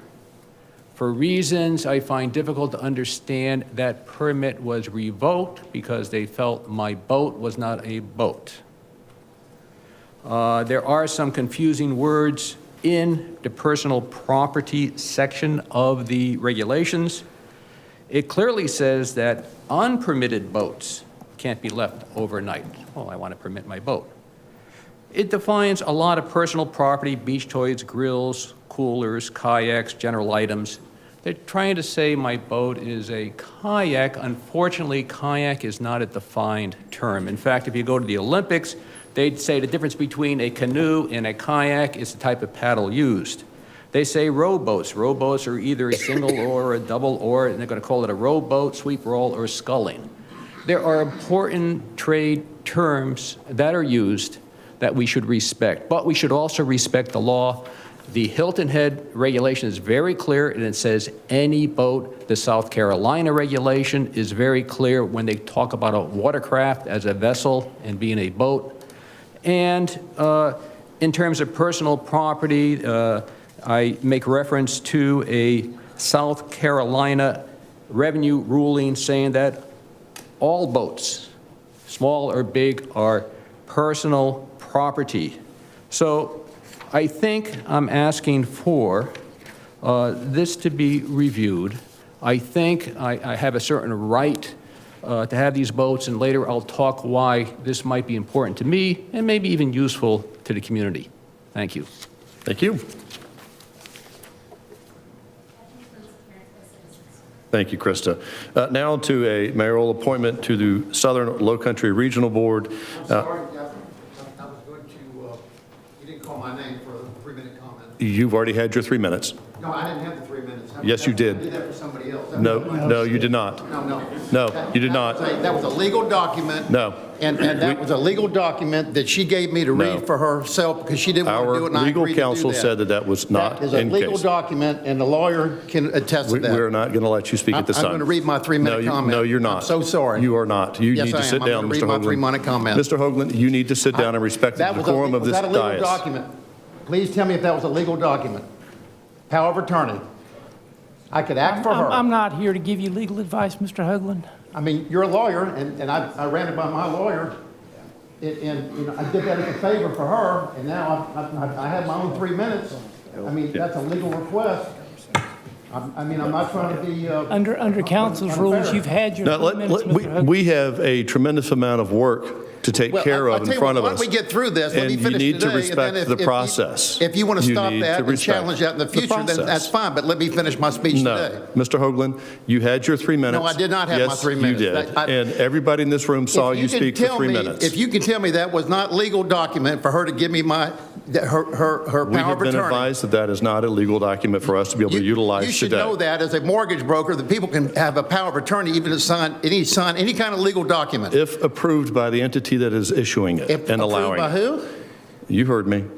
Please respect the process. No, Everybody in this room I want you saw. to respect the process. Everybody in this room saw you speak I for want 3 you to minutes. please respect So I my ask that you 3-minute please sit comment, down and please and respect refrain the process. and let us get back to the business at hand. I'd like you to respect Please the sit process. down. Let me No, finish this sir. speech, No, and then sir. we'll talk about it after this and see if it's No, legal. sir.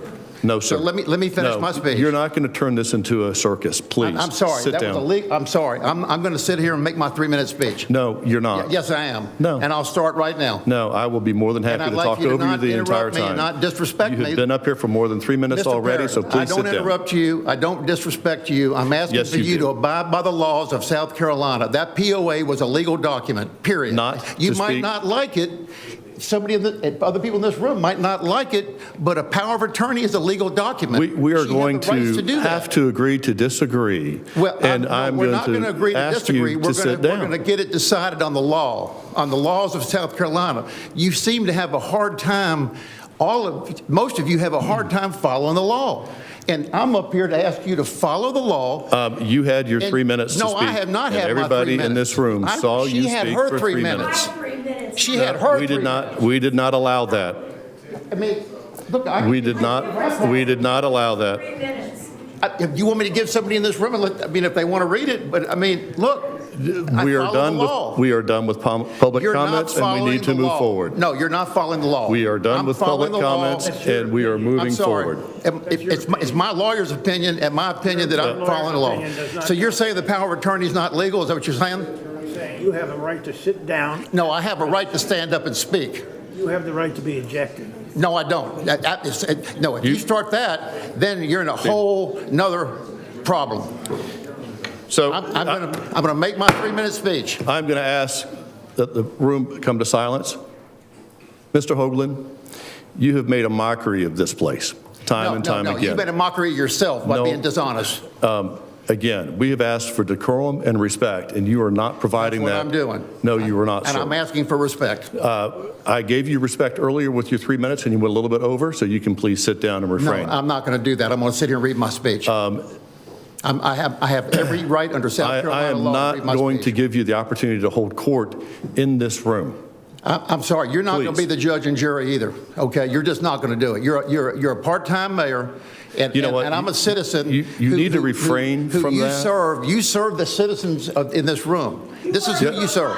You work for us, and you sure don't act like it. That's correct. That's correct. I work for the residents of Hilton Head Island and its guests. I've been here 47 years. Okay. I've been in Hilton Head in this area for 47 years. Curtis, if you would like to Yeah, I'm also. address how we move forward with this, I would greatly appreciate it as our legal counsel. You're a lawyer. Can you explain what you just said to me and why you would say that to me? I'd recommend that you recess for 5 minutes. Okay. So I'm going to make my 3-minute speech. And then after that, we'll find out a legal opinion, find out who's right, and then if that can be prevented from happening again, then we'll do it under the law. But let's go with the process. Let's go with the process.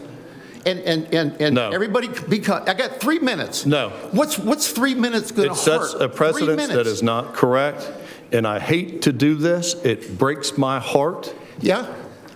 Recess for 5 minutes. When you come back, I'll read my speech.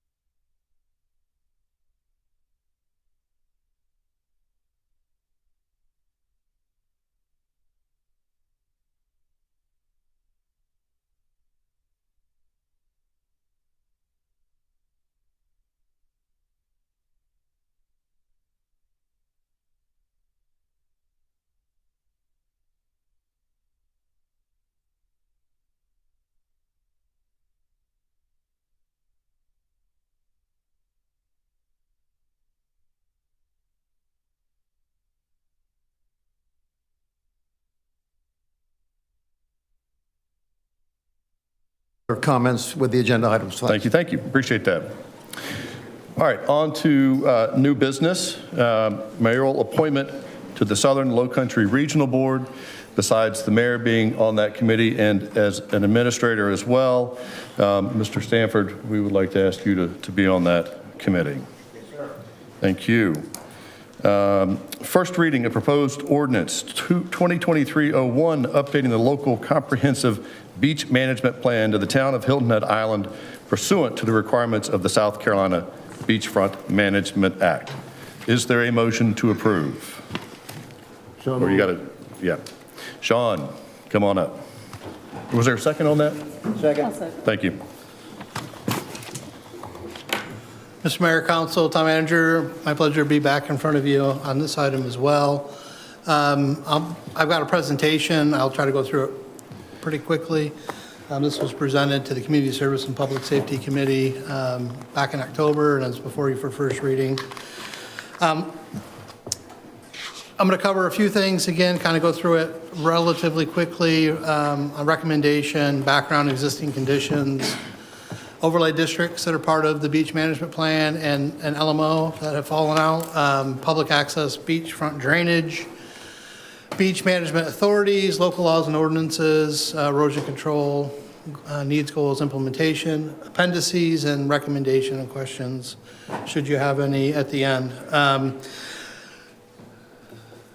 Let me go. What we're asking for tonight is town council adoption of this at first reading and to bring back to you for second reading at your next action meeting in February.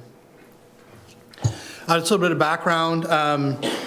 The South Carolina Department of Environmental Control and Office of Coastal Resource Management is responsible for management of the state's beachfront. And as part of that Beachfront Act, there's a requirement for beachfront communities to develop local plans that are then integrated into the overall state plans. The state relies on these local plans and local policies, regulations, and procedures related to beachfront management to build their state plan. These plans are also an important resource for beachfront emergency response and damage assessment programs that are needed. We're a little unique in that we have our own funding source for renourishment, and we don't rely on a lot of state and federal money for those renourishment projects. However, we have taken advantage of it during times of emergency, and I'll cover that in a second, as well as some smaller scale projects that we've gotten grants for from the past. So this puts you in position for that. Beachfront management plans are adopted every 10 years. They're reviewed in the 5-year interval, and that's where we're at. This was adopted in August of 2017, and we are trying to finalize the 5-year review. This identifies the other communities which are required to do the local beachfront management plans, and you can see the list on the right there. There's other jurisdictions along the Atlantic coast, but not all of them have beaches. But those listed on the right are those that are required to have those 18 communities total in the state, and then these local plans are stitched together into the statewide plan. Again, they're reviewed by local governments every 5, rewritten, submitted every 10. We work closely with DHEC OCRM to evaluate as we are preparing updates to make sure we're following their guidance and meeting their requirements when we submit those to the state for review. A little bit of history. The town has adopted beach management plans as far back as 1992. So 92, 95, 98, 2001, 2009, and 2017. And you can see 92, 2002, 2012, and 2022 are kind of that 10-year window, and we've fallen on one side of the line, but basically every 10 year. And then this is the 5-year update that we began in 2022 and brought to committee in October, and this will be updated in 2023, we hope. There's been significant benefit to beachfront management and in our renourishment program since we've began back in 1990. We've added 13.5 million cubic yards of sand over what was there initially in 90, and we actively monitor, manage, and maintain that resource as part of a management structure and strategy over time. We survey the beach every year, twice, in the spring and in the fall. And then we develop profiles and information related to high water position and volumetric changes in sand and beach volume regularly. The statewide policy is to retreat from the ocean, and they establish a baseline and a setback roughly every 10 years. With our beach renourishment program, sometimes the baseline is reestablished seaward, and we've taken action here locally to prohibit seaward encroachment toward the ocean, or toward the high water mark by adoption of these type regulatory measures, coastal protection area, transition overlay, that are codified in town code. As part of the beach management plan, we also inventory and assess public access. We meet the requirement here of the 1,400 spaces. There's some additional information included in the update on new projects and programs that have started since the 2017 adoption. The beach shuttle service has been included in the update. Also identified potential improvements at some beach parks that we have in development through the CIP, which potentially include additional parking. We haven't represented more parking, but just noting in the plan that we are evaluating those. And then also that the town intends to work forward on a parking management plan to execute a contract with a consultant to better manage beach parking on Hilton Head. We include a list of public access points and parking areas along with the total parking spaces to ensure we're meeting that parking requirement. We've also always heard that 1,400 space threshold is important to maintain so we don't jeopardize any grants that we've got in the past. A couple other things related to beachfront management. We've been to a lot of coastal communities that have drainage outlines or drainage onto the beach, and you've been to Myrtle Beach and some others, which allow the drainage right onto the beach. It's not a real sightly condition. We don't allow those here. The only drainage on our beaches is through the natural folly. We also have major stormwater pumps that pump water away from the beach to help with that management system. And then, as I mentioned, we have identified and adopted development regulations, additional retention and detention for stormwater runoff to help protect that asset. And then land seaward of the setback line that the OCRM establishes based on the setback are mostly well drained, right? They're sandy soils. And they're vegetated. We take pride in establishing dune areas and dune protection and dune fencing and try to limit encroachments that would degrade that beach environment. And so we've taken actions in our code and our practices to make sure that that is part of our management plan. An idea of the management authorities on the beach. We have DHAC, OCRM through the state, which governs the Beachfront Management Act governs the state and federal permitting agencies. We have our own management authority on the beach and some activities. And we, as I mentioned, these code changes that we've put back in 2009 or 10 on the Coastal Protection Transition Overlay District in town code. It also, in the plan, it also inventories those local laws and ordinances that we have on the books. The gentleman that was up here speaking before, the beachfront management plan doesn't regulate the boat, the definition of boats and all that. But it does inventory those provisions in the code that we have that govern activity on the beach. And you can see these, Section 8.1 of the Town Code and Article 1 through 6 that talk about dune protection, boats on the beach, et cetera. And then Section 8.5, which is specific to our sea turtle protection, which was updated in 2021, as Councilman Ames remembers. We revised the beach limits since the last update to include from Fishhaw Creek up to Park Creek. You can see the red area on the graphic on the right side of the screen, adding that section of beach to the defined beach within the town code. And so I've extended that and included it in the plan update. There's a lot of other items that are governed in this beach management plan. It really is a comprehensive evaluation of existing conditions, protections that you have in place. But one of the primary purposes is erosion control and management. So how do we do that? We re-nourish our beaches regularly. We monitor our beaches. We stabilize areas on the beaches, whether it's dune fencing or dune protection. We limit encroachment on the beach. We limit encroachment seaward on the beach. And then again, I mentioned dune protection is very important. There are many benefits of having a managed beach and moving forward the re-nourishment program and the practices that we've implemented. One is recreation. We have a nice wide sandy beach. It provides significant protection during natural disasters and storms. There's environmental habitat benefits from having this managed beach and re-nourishment. And then, as I mentioned before, if we are hit with have an emergency condition on the beach, we have the ability to then request assistance to repair those damaged on the managed beach by having this in place. A few before and after pictures. You can see the picture on the top left. That was before 1990, before the very first re-nourishment. It's roughly the same location on the beach in every one of these pictures.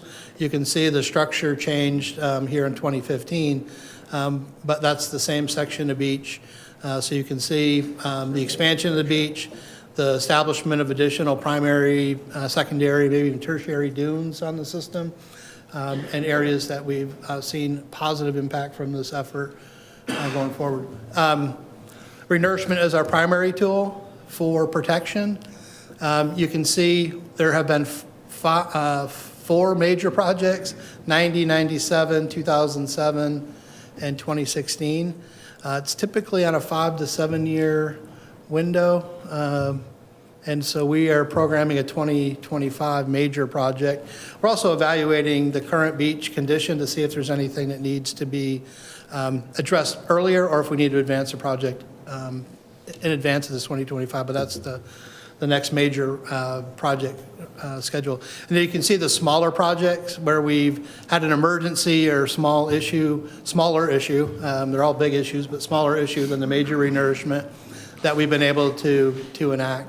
And by having that beach management plan, it's positioned us well to be responsive, to identify and obtain additional funding sources if so directed, and been able to continue this project going forward.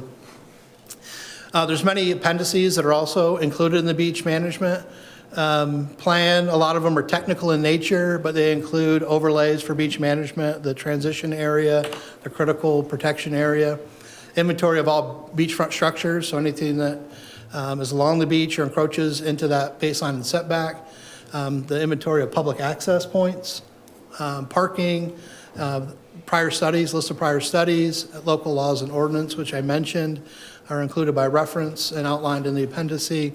And then the beach management agencies and jurisdictions that have some level of control or span of control on the beach and beach activities. The beach management plan identifies needs, goals, and implementation strategies. Again, the Beachfront Management Act outlines the statewide policy, right, to preserve, protect, restore, and enhance beach and dune systems. Our beach management plan does exactly that. It meets those goals. There are some specific items identified here. I won't read through all of them, but for beach preservation, enhancing public beach access, we include that in our CIP programming.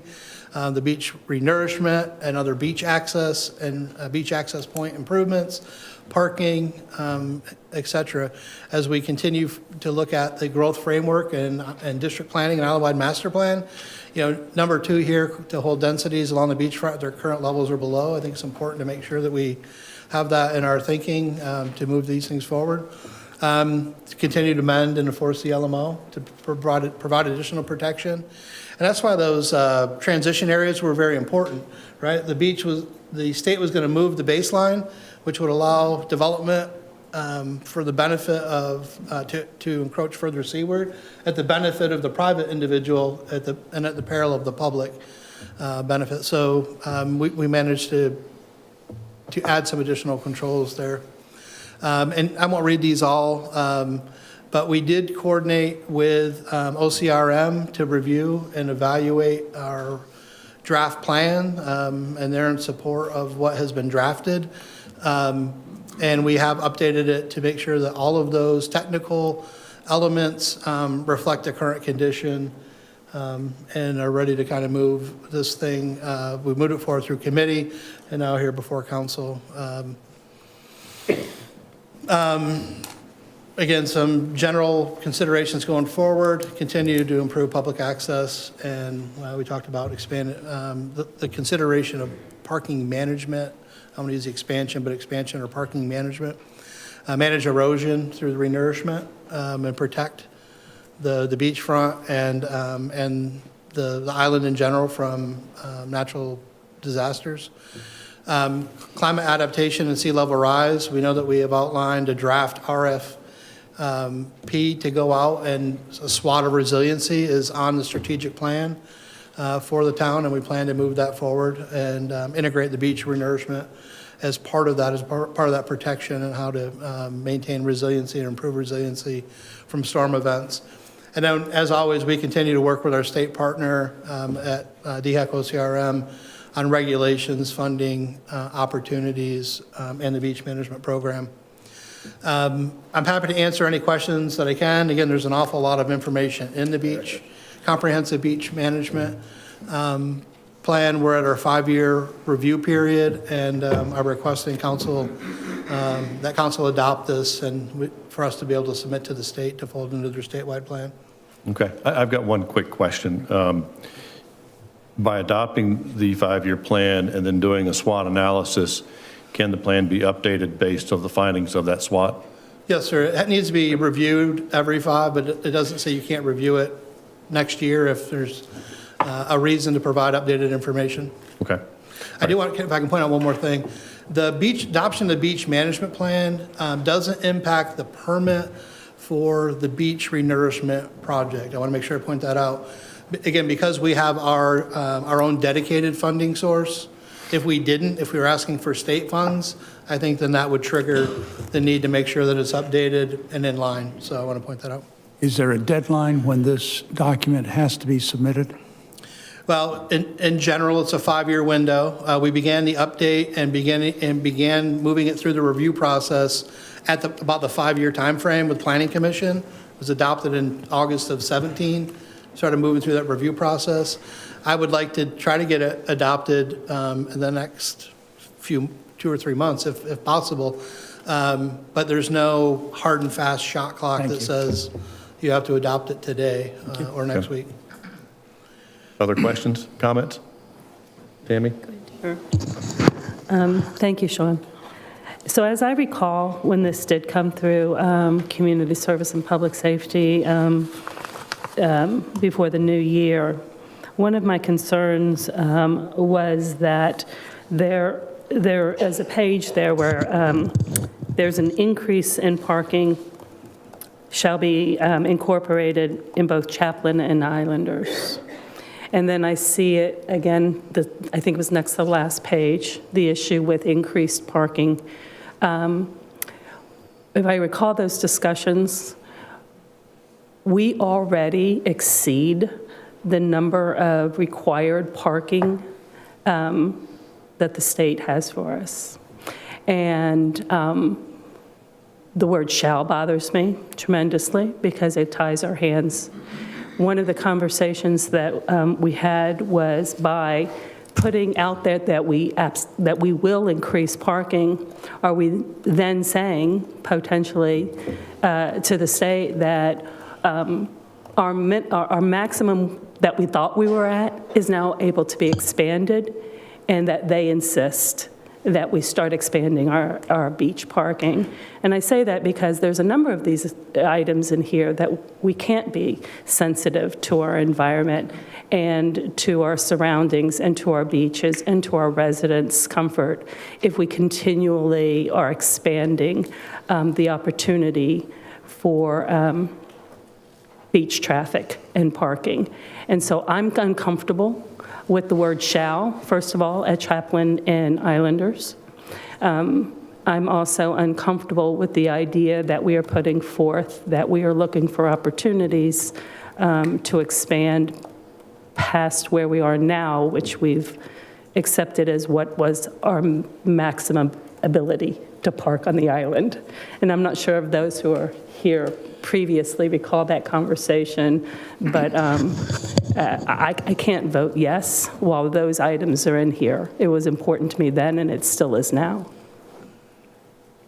Okay. Other comments? Mayor? Yes, sir.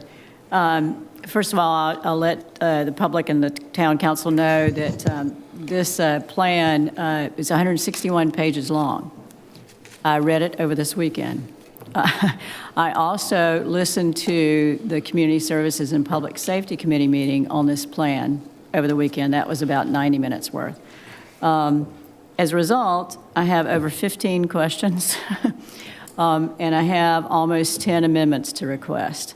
So I'm mindful of the time, and I think that it would be helpful because the town doesn't currently have a sea level adaptation plan. We're moving forward with our resiliency SWOT analysis, and I thank the town manager and his staff for including that in the strat plan and moving forward with that. But I would respectfully request that we remand this to the Public Planning Committee for us to take a look at some of the impacts included in this plan.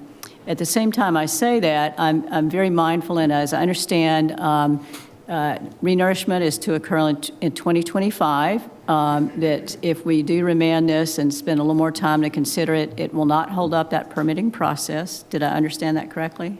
That's correct. Okay. Because, let me say one other thing before I say the because part. I was very much impressed with the presentation before the Community Services and Public Safety Committee by the staff and by our consulting engineer, Olson. And I remember the representative from Olson Engineering being asked about how we stack up, and he was very complimentary of what we've done. If you look at those photographs, I've walked along North Forest Beach where those photographs were taken, and it's very impressive. What we've been able to do with not just managing our beaches, but preserving them and protecting them is impressive. So I don't want to say that what my suggestions are not directed towards us not having a good program. What I'm concerned about is what are we going to do about island resiliency, about stormwater? What are we going to do about the design review board's questions about the mass and scale of our buildings? And language in here which encourages promoting our beaches is of concern, and language in here which encourages densities at the same level that we have now is bothersome to me. So I want us to take a careful look at some of that language before we march forward on first reading of a plan that's over 160 or 161 pages. And so I would move that we remand this to the Public Planning Committee. Okay. Other comments? Yeah, I'm going to piggyback a little bit on what Ms. Becker said, but in a slightly different way. Beach management plan. In there it says the town's intent is to do something about the dunes, deal with development, deal with tourism, animal habitat, vegetative habitat, and a recreational beach during high tide. Those were some of the things that it spoke to. I think what's missing that is critical to all of those is how many people are on the beach. So I think we, just as development is called out here as having the potential negative impact on the beach, I believe population, overpopulation has the same. Natural environment the dunes, whatever. So I think that we need to be thinking about whether this is a complete and finished product or whether we should be adding something that addresses an attitude towards what we consider to be a Hilton Head Beach experience that we want to retain. Now, I was here a long time ago, and there was nobody on the beach. I liked that experience, but some other people joined me now, and there are a lot of people out there. The question is, are we going to protect what we have now, and do we have policies in place to do it? And so I'm in agreement that this needs to be thought about a little bit more, and I'm happy to take it in public planning if it's the wish of the... It's questioned how, since we're going to be addressing the LMO, and that is it's within this document, those changes would then apply back to this document. They wouldn't, the changes would supersede anything that's in the plan, correct? Correct. The LMO is a matter of adopted policy, right? Adopting this plan are more guidelines, like your comprehensive plan, than the land management ordinance provision. Okay. Any other, yes, Glenn? I respect the comments of my colleagues, and I'll support this being remanded to appropriate committee. Okay. All right. Any other? Mayor, just one, this did come out of Community Service and Public Safety Committee, and so that's where I believe it should be remanded to. And I welcome all of our council members to participate in those discussions, but that's where it came out of, and I think that's where it ought to be sent back to. Okay. Thank you. Any other comments? Okay. Public comments? Yes. Anybody? Yes, sir. Mr. Hoagland. I didn't hear the handicap access mentioned. I might have missed that. I know that that was a big issue for Tamara. And in order to fund that and to fund all the renourishment and not just the beach, but let's just say bike paths and parks and more land to support Senator Davis's 1% tax on all of us locals, I really would recommend that y'all consider defunding the A-tax to a lot of the recipients that do not qualify under A-tax law. I think you've got to come to grips with that. And we really need to defund the chamber totally. That needs to get back to being just a business league, a chamber for its local members. We need to get them out of this business, period. It's against the law. And that money I think can be used. We don't need the chamber anymore. A chamber has been replaced by technology, Facebook, social media, local search. If you don't understand the internet, it's going to be very hard to lead this. You got to understand technology. We don't need Bill Miles' $500,000 salary, $2 million house in Indigo Run funded with our tax monies. We need to get rid of this chamber, make them go back running a normal chamber that we can all be proud of for our community, and let's use these millions of aid tax monies for the purpose that they're intended for the good of not just the tourists, but the locals alike. Thank you. Thank you. Any other comments? Mayor, if I could come back to the request for referral. The reason I suggested public planning is because I saw most of the changes that I was looking at to be in the planning. Not to say that it shouldn't go back to community services and public safety, but that's why I was recommending public planning. So. Okay. All right. Yes, sir.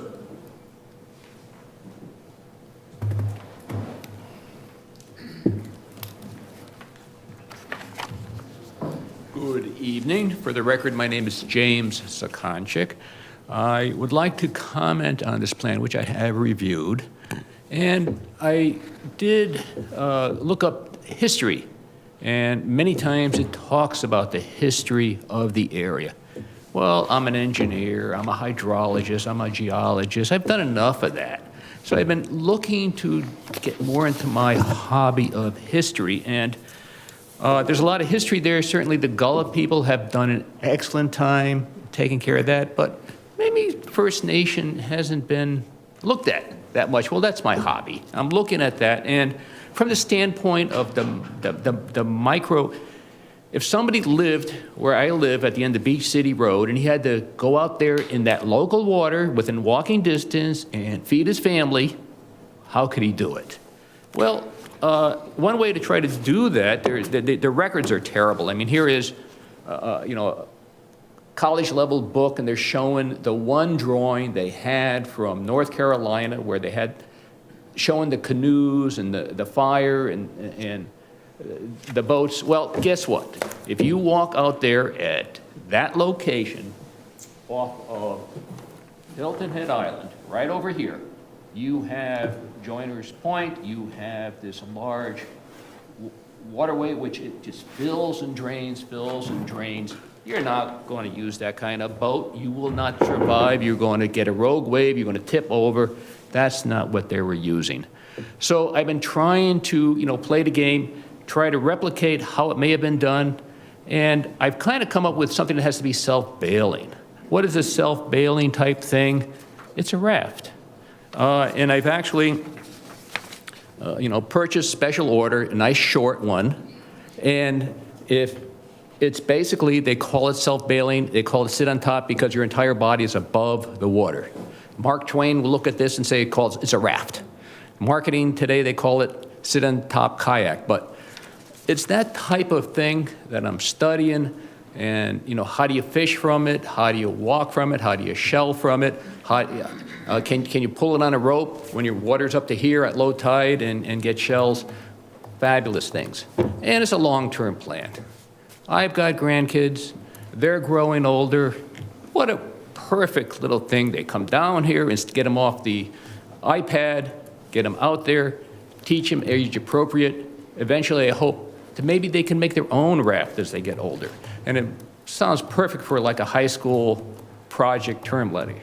But that's why that little boat issue is important to me. I need those tools in order to do this type of thing. Thank you. Thank you. Any other public comments? Okay, so I've got a quick question. Seeing that there is some desire to move this back to one of the two committees, should we move forward with the vote as has already been, the motion's been made? Yes, second. Yeah, it's been made and seconded. The original motion being Right. to approve the first reading. Right? If you're remanding that to a committee, then that motion that Mrs. Bryson or Ms. Bryson made would need a second. She did not receive a second on Okay. that. All right. So you want to reissue your motion? I restate the motion to refer it to the Public Planning Committee because I do believe that the questions and amendments I'm suggesting have to do with planning and density, and would ask for a second. Okay, is there a second? I'll second. Okay, Krista, will you call the roll? Yes, sir. Mr. Brown? Support the motion. Ms. Bryson? Support. Mr. Ames? Yes. Ms. Becker? So I would like to support this. I would like to, I don't know, I probably am out of order in terms of making an amendment, but I think that the committee it goes back to should be left open until we decide where its proper placement is. But I would like to support the motion with that change. Is that possible? Did I do that? I'm looking for guidance on that one. I did it wrong. She kind of threw me for a loop. Are you amending the motion, I sir? would like to Ma'am? amend the motion, please, to leave, to do everything that Councilwoman Bryson mentioned, other than specifically name the Public Planning Committee, and leave that piece open for discussion. Is there a second for the motion to amend? Oh, I'm sorry, my apologies. Okay. They're trying to figure You've it out. already started to vote on this motion? Pardon? Does this not work? The council has already started to vote on the existing Yeah. motion. Okay. So I think the floor is closed to amendments on Thank that you. motion at this time. Thank you. Okay. Yep, continue with the vote? So, Ms. Becker? I'm going to vote no because of the reason I just stated. Mr. Alfred? Yes. Mr. Stanford? Support the motion. Mayor Perry? I'm going to say yes, and also it came through the Public Planning Committee and through the Public Planning Commission. So yes, support. Motion carries, sir, to remand it back to Public Planning Committee. All right. All right, so first reading of proposed ordinance 2023-02, amending section 2-5-10 of the municipal code of the town of Hilton Head Island related to the date, time, and place of a regularly scheduled town council meeting. Is there a motion to approve? So moved. Second? Josh, do you have a presentation? Brief. Brief presentation. Great presentation. No presentation on this item, just to highlight the top-level points on this. Existing town code requires that town council meet on the first and third Tuesdays of every month at 4 p.m. based upon the schedule that was adopted by this council. It doesn't line up with that language, so we're proposing to amend the code language to provide greater flexibility to council, so long as we're satisfying the state requirement to meet monthly. You would otherwise meet based upon the schedule that's approved by council as a body. Okay, thank you. Any discussion by council? Any public discussion? Is that a yes or a no? Germain. Relevant to. Okay, seeing none. Oh, yeah. Oh, okay, I was. I didn't see that. I didn't see the budget report up there, sorry. Plus, I'm hard of hearing. Before you start the clock, could you do me a favor? We're not. Could you get a hearing? We're not under budget right now. We're not talking about budget. Oh, I thought it was the budget you were talking about. No. That's next. Coming Sorry. up. Coming up. This is what hearing impaired causes. I'm sorry. Okay, so hearing no more discussion, Krista, can you call the roll, please? Mr. Brown? Support. Ms. Bryson? Support. Mr. Ames? Yes. Ms. Becker? Yes. Mr. Alfred? Yes. Mr. Stanford? For the motion. Mayor Perry? Yes. Motion carries, sir. Okay, first reading of proposed ordinance 2023-03, amending the municipal budget for the town of Hilton Head Island for the fiscal year budget ending June 30th, 2023. Is there a motion to approve? So moved. Is there a second? Thank you. Mr. Troyer. Thank you, Mr. Mayor. What you have before you for your consideration is several different pieces to this. There's a recommendation for the parking committee, or the parking consultant made a recommendation, and so there's funds there for that, $869,000. We now have a public safety director, and now that he's here, he's able to say these are the tools that he needs to get started, and so there's $84,000 there. There is a request for a housing program manager, and that to do that important work, $50,625. There is also a proposal for two pieces in the stormwater, some backflow prevention gates, and replacement of two pumps in the Lawton Basin. Those are, and why are we speaking of this, is mostly because of the long lead time. And it takes extra time to order, and we're trying to get these in place as soon as we can, so that we can be as prepared as we can for hurricane readiness, and to accept the $5 million state grant for our Community Development Corporation. That's the state funds, and then also to use the county ARPA funds for the CDC operations. And so there's kind of a long list here, but certainly would welcome any kind of comments or questions. Any comments from council? I have one. Yes, Tammy. So help me understand, so we are using funds from the short-term rental permit fees to help offset the second bullet point.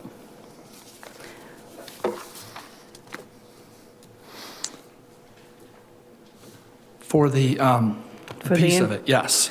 Okay. And so there's two components to that. But yes, we are. There's what we're trying to capture is the business that is required of short-term rentals and offset our costs. So just a question in terms of how that revenue looks right now. We've been encouraged. We've had over 1,700 applications. There hasn't been that many permits. They're still being in the process, but it's a really good start for only, we went live January 3rd, 1,700 applications. We're feeling this is a really strong start. So 17,000 applications for a short, 1,700, okay. Yes, and It's so, getting late, sorry. And the process is that the application, you get a short-term rental application, a permit, and then you get your business license. And so the business licenses renewals are due by the end of April. And so our expectation is that we'll have much more complete numbers on our short-term rentals as we get closer to that April 30th. So 1,700 applications for short-term rental permit. To date, yes. To date. And while I understand two things, while I understand the optimism in terms of what funds that will generate, we're relying on something that's unknown. And so that's one concern, if anyone wants to help me with that. And then the second one is, it certainly was never my intention that short-term rental permit fees would be used as a revenue source to fund other areas of our town government. And that, in fact, the focus for me was solely on making sure that we had permits in place that would help to bring a balance between the short-term rental industry and our residents and not use it as a trough of funds. And so I'm a little bit uncomfortable with that. But I would just like to say that the purpose of the permit was to just help offset the attention and the resources needed from the town. And so I think it's certainly, we can have a good discussion about, what's the list and what should the list be, and we'll certainly do that in the budget process, but this step will enable it. We didn't think it was too far of a stretch for some small steps in order to say, yes, we know that that is impacting town operations.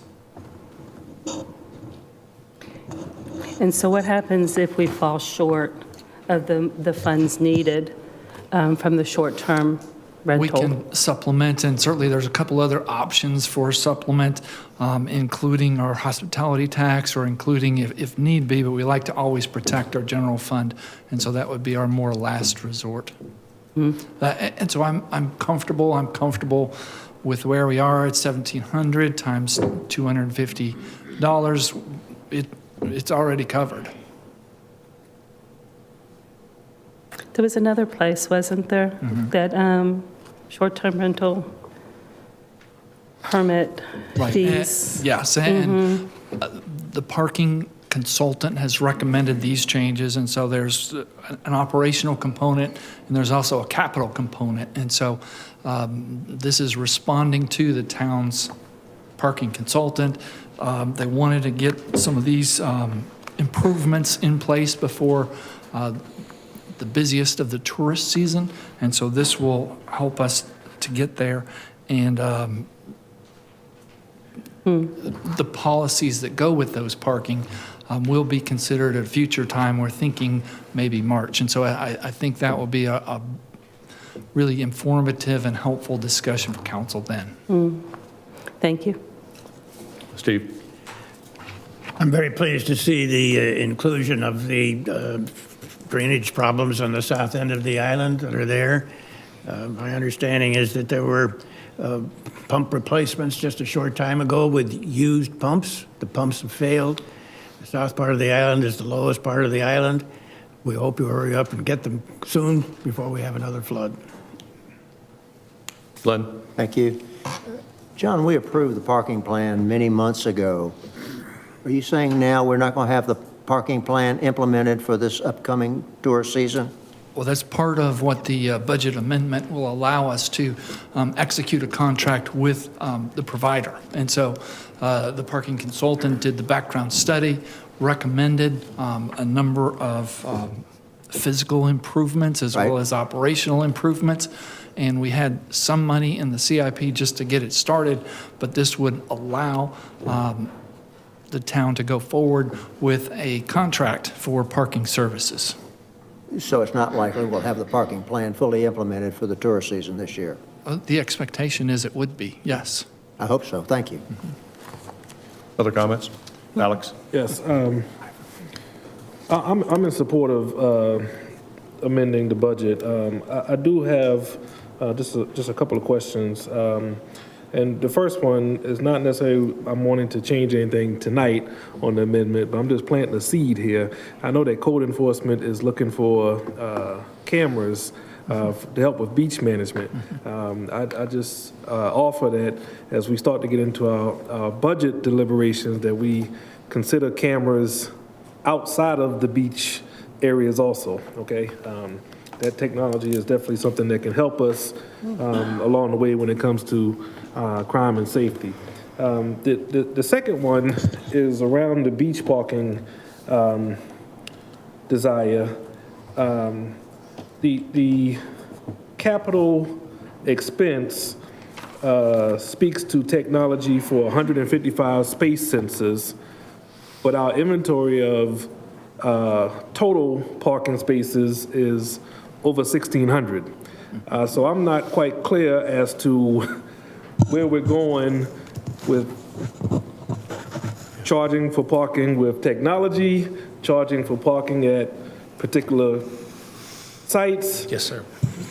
So I think I'm just going to take a quick step back because this has been a very methodical and incremental process. So first we worked on selecting a preferred vendor, then we worked on developing a proposed scope of services. Now we're at the point where we're going to adopt a contract that's in line with those services.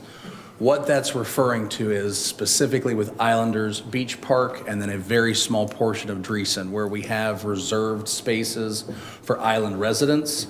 Those parking sensors would be used to ensure that the vehicle that is parking in that space is a pass holder and an island resident. And so it's not for every parking space that we have.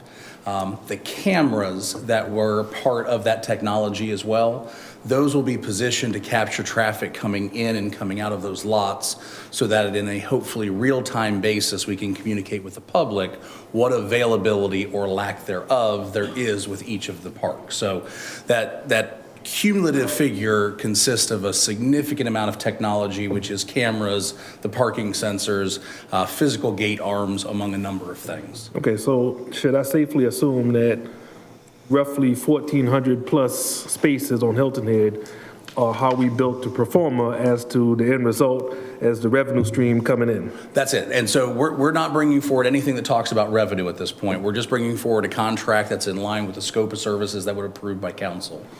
What Mr. Troyer referred to as the next step in the process will then be to come forward with policy considerations for discussion by council that then talk about what do you want to do in terms of charging, if anything, for those spaces, and then line up that schedule with the various parks, knowing what's going to be in place pursuant to the contract.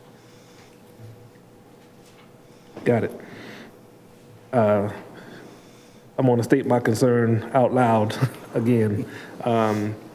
We are still not certain as to if this is going to be a revenue stream for the town or not. Mm-hmm. There could possibly be a deficit going in this direction. And of course, in order to deal with that deficit, we will then have to make a decision on how much to charge, where to charge, and that sort of thing. So I still have...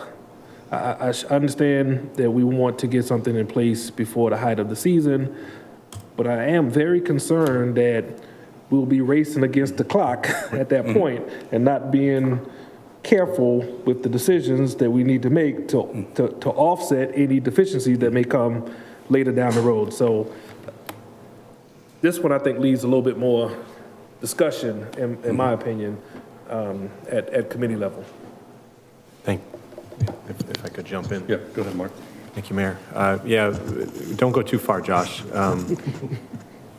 Mayor and council, yeah, we are racing against the clock for tourist season, or whatever we call it. I feel like that's about 60 days away and getting into the peak. We have a lot of decisions to make. Is Coligny, are we charging at Coligny? versus Dreesen versus Islanders? And more importantly, what are those rules? Not just hours of operation at the park. Does Coligny stay open till 11 and we close Islanders at 9? So there is a lot of that work to do. And when Josh refers to policy, it's rules and it's cost, right? So it's per car, per vehicle, per hour, we need to make some decisions. We are trying to bring this forward because we know it takes time to mobilize and install the equipment. But while that's going on, we fully intend to bring this back to appropriate committee to talk about that policy. There is a lot of work to do, and I'm nervous about going too fast and getting the rules wrong. But I've just, from my own perspective, I haven't looked at this as a revenue stream as much as a beach parking management program. So I want to reset those expectations as we start talking about policy and price. Okay. Any other comments from council? Mayor, can I just follow up on my concerns about the short-term rental permit fees? So having expressed what I already did with regard to my belief on how those funds were being set aside, do we have, so there's an entire system with short-term rentals, right, that we have set up? We have the monitoring, we have extra code people, we have all of that. Is all that, when it's all paid for, in addition to this, funded? Yes. All of that in addition to this $134,000 and $759 is funded? It is, yes. Thank you. Okay, any other comments from council? Seeing none, public comment. Mr. Hoagland? I'd like to apologize for our last run-in there, but I do think sometimes it's hard to get out a professional presentation to opposing view in 3 minutes. One other thing before the clock starts, if you don't mind, I'd like to ask, because I am hearing impaired, and I know there's other people in this room that are also hearing impaired, and it's hard for me to even hear with my hearing aids in. So I'm going to ask if you would to consider getting hearing-assisted headsets like they do in the Beaufort County court system. I just, you know, I attend some trials and court cases numerous times, and if y'all will do that sooner than later, I would be happy to make a donation and pay for that for all the citizens in this room, because it would really help with the attendance, okay? We have one. Oh, you got one. And you got the headset also? It's got a headphone on here. I've got 3 of these. I'd like to test that, but, you know. Yeah, And I'll come over and get it after I'm finished here. Thank you very much. I appreciate that. Okay, great. Okay, town budgets and audits, I hate to say it, are a fraud. No accounting on millions of overcharged legal fees by the dishonest town lawyers, or millions of aid tax funds handed to the chamber, plus millions of hospitality tax usage has disappeared. Green Finney auditor was hired by violators Orlando Gruber, both caught committing illegal acts with CPA Troyer in tow. They call this a positive independent audit. This could not be further from the truth. This is not an external independent financial audit. It's an internal audit hired by the town insiders and paid by town tax funds to hide and cheat taxpayers. The audit only shows what insiders want us to see. Only an independent external forensic audit shows the real numbers on how and where funds were illegally used and wasted. People are often confused about the difference between a financial statement audit prepared by insiders and a detailed external audit. The Green Finney audit will not analyze every transaction or look for fraud specifically. I called Green Finney and they agreed my assessment was correct. A forensic audit, on the other hand, is conducted by a forensic audit expert specifically designed to uncover fraud, waste, illegal criminal use, and issue of tax funds, which we have already caught these town employees, Gruber, Orlando, and Coltrane doing. Mr. Orlando, do you and Troyer and the lawyers agree to a forensic audit today, Mr. Orlando? If not, why not, if you have nothing to hide? Fact is, the town council has never seen the accounting to identify illegal tax use. Alex Brown, the head of Finance Committee, will accomplish nothing with very little knowledge in accounting. Let me help you with a statistic. Never in the history of the entire United States of America has a forensic audit been conducted on a town government, a chamber, or school district where wrongdoing, waste, and fraud was not discovered, and prison the result most of the time. The AG and the FBI needs to act on this town fraud. Now we end up with a part-time mayor who has stated we don't need chamber transparency. Passed Lennox schemed to hide ATAX funding for Bill Miles, including help from lawyers Finger and Coltrane, who drafted the fraudulent DMO chamber contract. Now Perry and Brown will do the same. Lawyers are also allowing the chamber to use tax funds for private purposes and profit. This is also illegal under South Carolina constitutional state law, and a buddy of mine won that case at the Supreme Court level. And the reason the town is being sued recently, because they issued $2 million of tax funds to Sea Pines for the dredging of Harbortown. You cannot use tax monies. It has a purpose. You can't use it for private purpose. It's against the law. And I want the $2 million paid back to taxpayers, and I want to stop Bill Miles using our tax money to profit his pocket. Thank you very much. Any other public comments? Seeing none. Krista, will you call the roll, please? Mr. Mayor, just one more question, I'm sorry. Yes, sir. Mr. Troy, can you, the proposed operating expense for the beach parking management, $366K, the original proposal, was there a difference in that number and this number? Probably. It should be, it's in your packets, the amounts. This is the most recent one. So I think it's been through several different iterations, and this is the most recent one. Is that your question? I'm curious to know, when we did the original study, there was a proposed number of operating expenses that went along with us saying, go ahead and figure this out. I need to know if that number is in the same range of this 366K. It is, yeah. The Walker report, which was just an estimate about what we should be looking at, Yes. I believe put that number at around $400,000 for annual operating costs. So this is All right. just below that. Thank you. So for clarification, the motion before us is to approve these budget amendments. That is correct. Thank you. All right, Krista, call the roll, please. Mr. Brown? Support. Ms. Bryson? Yes. Mr. Ames? Yes. Ms. Becker? Yes. Mr. Alfred? Yes. Mr. Stanford? Yes. Mayor Perry? Yes. Motion carries, sir. Thank you. First reading of proposed ordinance 2023-05 authorizing the execution of a deed conveying a portion of real property owned by the town of Hilton Head Island located at 137 Squire Pope Road.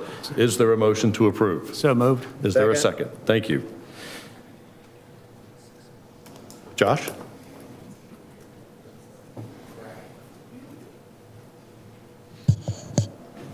You have a presentation for us. Yeah, I'm going to pull up a picture here so that we can just briefly chat about what it is that we're looking at. The town purchased a piece of property a number of years ago. It's the site for the rowing and sailing center. At the time that the property was purchased, we believe there was an existing encroachment into the town's property that was failed to be identified on the surveys that we obtained at the time we purchased the property. The location of the driveway serves the adjacent residents, and given the location of the structure and how it's oriented, it really is the only way that the adjoining property owner can access the driveway and their garage on the house. So based upon the fact that the encroachment existed at the time that the town acquired the property, staff is recommending the council adopt an ordinance transferring, I believe it's 825 square feet of that town-owned parcel to the adjoining property owner to resolve the conflict and allow for the continued use and access of their garage. Josh, does this in any way impair access to the rowing and sailing center? It does not. Thank you. Any other questions by council? Tammy? Just a concern that we are setting a precedent with this, and I want to, that is a concern. There are other situations, I'm certain, across this island that will pop their heads up, and I'm uncomfortable with that. I know in the past where situations of land needed to be added to a property, there's been a purchase. While it was a reasonable purchase, it was set forth in that type of way. And so I'm uncomfortable with what we're doing here will set a precedence for the future and us being in the same situation.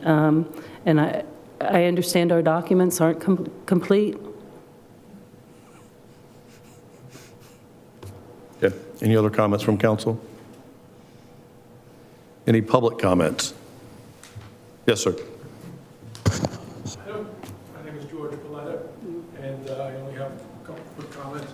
I don't believe that the town ought to give away any property at any time.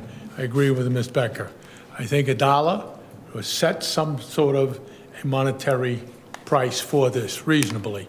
The second thing is, I want to be very careful of what is now in the process on Jonesville Road, where someone accumulates a little additional property to get around the LMO, which gives them a density of over 5 acres and increases the density of usage to twice that amount. So if they have 4 per acre, but they go over a 5-acre piece and have 5.5, they get 8 units per acre. That must be immediately addressed by the LMO, and anybody that thinks that that's a fair, reasonable situation needs some help. To go from 5 acres to 5.5 and double the density, you got to be out of your mind. Thank you. Thank you. Any other public comments? Okay. Seeing none, any other comments from council? Okay. Crystal, will you call the roll, please? Mr. Brown? Support. Ms. Bryson? Yes. Mr. Ames? Yes. Ms. Becker? No. Mr. Alfred? Yes. Mr. Stanford? Yes. Mayor Perry? Yes. Motion carries 6-1, sir. Consideration of a resolution of the town of Hilton Head Island approving the recommendation from the Accommodations Tax Advisory Committee for the calendar year 2023 accommodations tax grants. Is there a motion to approve? So moved. Second? Second. Okay. Mr. Troyer. You have that. Yeah.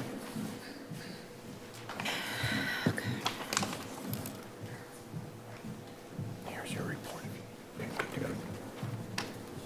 Thank you, Mr. Mayor. I had asked Krista to put the spreadsheet of the recommendation up of the Accommodations Tax Committee, and I thought it might be helpful that the chairman of the Accommodations Tax Committee, Mr. Fluker, could give you a very brief report of their work and their recommendation. I thought that would be helpful. Okay. Thank you, Mr. Troyer, Mr. Mayor, and council. Hang on. Well, I think she's going to put it up on the screen real quick for you. Excuse me, Mr. Fluker. That's fine. You know more about this.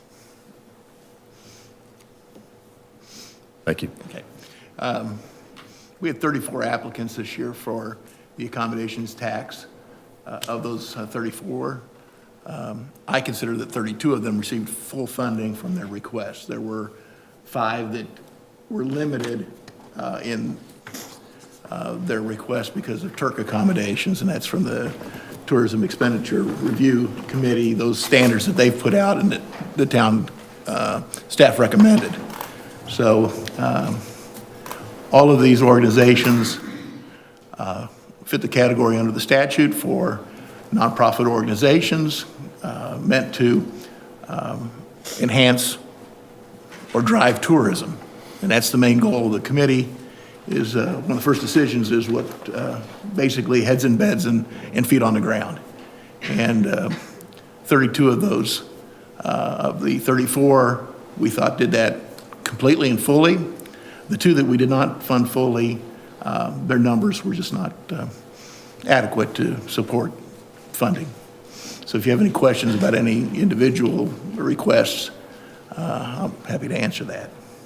Okay, I think we're going to run through them, so stick around in case there are any questions.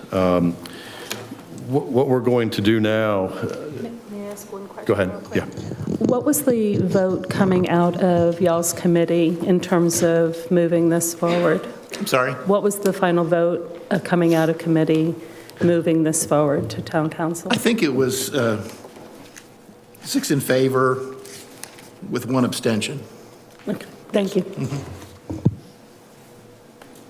Mr. Troy, would you have something additional? We can go down the list, or however. What we would like to do is go down the list and talk about each one. If there is an amendment that wants to be made, that you want to make on any one of them, please let's note it, and then we'll come back and address that individually.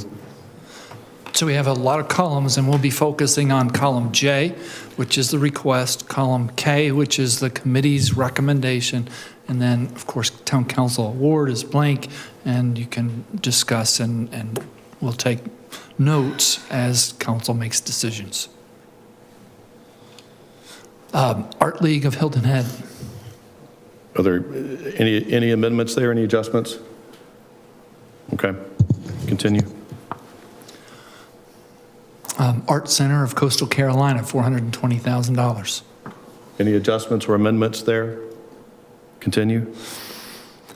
David M. Carmine's Memorial Foundation, $181,000. Any adjustments or amendments? Continue. Gullah Museum of Hilton Head Island, $139,700. Hang on, where'd that go? That's out of, what was that dollar amount again? I'm sorry. Gullah Museum of Hilton Head Island. Okay, any adjustments or amendments on that? Mayor, Yes. I would like to recommend full funding of the applicant's request in the amount of $150,000. I would ask for an explanation on the Turk-based on that. Actually, if we can just. Kind of in a nutshell, there's 8 different categories for request of funding, and that should be in the packet that you received. And Section 1, or Type 1 funding, is the promotion of tourism, and that's allowed at 100% of whatever your budget is. And again, these numbers are based on what they asked for in their budget for different functions, and the numbers they presented to us based on tourism, visitors, and locals. And so it's the reason that figure of 139,000 in that case would be that they asked for a figure, and I don't have the specifics on theirs. I can look it up. There's another spreadsheet that we used in our calculations. But category 1 being the advertisement and promotion of tourism is funded at 100%. So whatever their budget was, assuming it fell under the right category, category 1 would be covered. Events, that's covered at your percentage of tourism. So if their budget exceeded their numbers for that, that would be the reason why there'd be a differentiation between what they requested and what they received. And that would be in any of the 7 other categories. And in those categories are the events, cultural buildings, police or public service, facilities, transportation, beach erosion, and visitor centers. So those last 7 categories are based on their tourism numbers. And that's the reason why they may not receive full funding under the statute. Okay. Does that explain it? No. No, I appreciate that explanation, but the Gullah Museum is invaluable to us. We have, the town council has adopted the Gullah Geechee Cultural and Land Preservation Task Force recommendations, and protecting and preserving that culture is paramount. This museum is stellar for protecting that culture. And with regard to Turk requirements, I do understand that we have enough funds in the combination taxes there's only a gap of, let's see, $11,300. And I think that's critical money to the Gullah Museum. And notwithstanding the Turk requirements, I think there is some discretion within the interpretation of those requirements. I did listen to the audio of your full hearing when you made these recommendations, when you came up with it. And I heard the staff's calculation of Turk requirements. And there are several instances where the committee did increase the amount of recommendation above the Turk requirements. And so I think we ought to do that in this case. And I stand by my request to amend it to $150,000. Well, and respectfully, Ms. Bryson, where there was a differentiation between what the committee believed and what the staff, that was an interpretation of their numbers of the Turk requirements. And so there were two, they thought there could be shifting within their budget in order to make certain things fit into Turk requirements. We looked at that, and as a committee, because we had sufficient funding, as you said, to fund all projects fully, we looked at it and gave the differentiation to take the staff recommendation, which was higher Turk funding than the committee had originally recommended. But at the same time, if, again, and it's up to the council, again, we're just making a recommendation. My only fear would be is if the budget doesn't,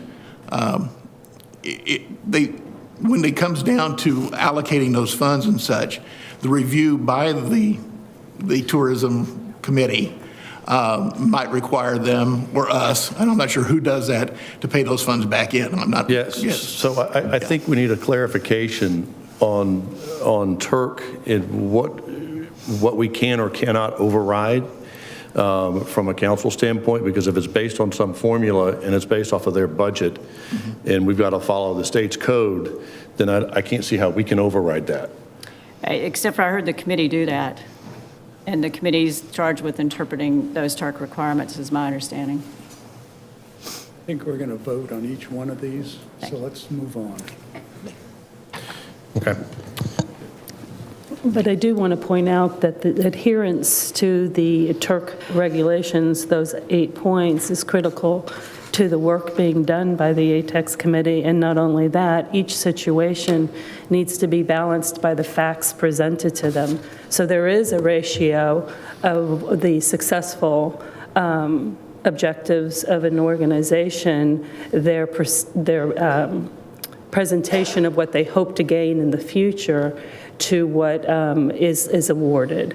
And I don't think without really respecting that discussion and those calculations, we are doing the proper work assigned to the committee, and that we need to oversee with a final vote. So those 8 items, as I see them, have perhaps in the past not been adhered to, and I do think that it's about time that Hilton Head Island does. Okay. Josh, I want a clarification. Since a motion has been made for funding, do we need to continue through with a vote on that line item?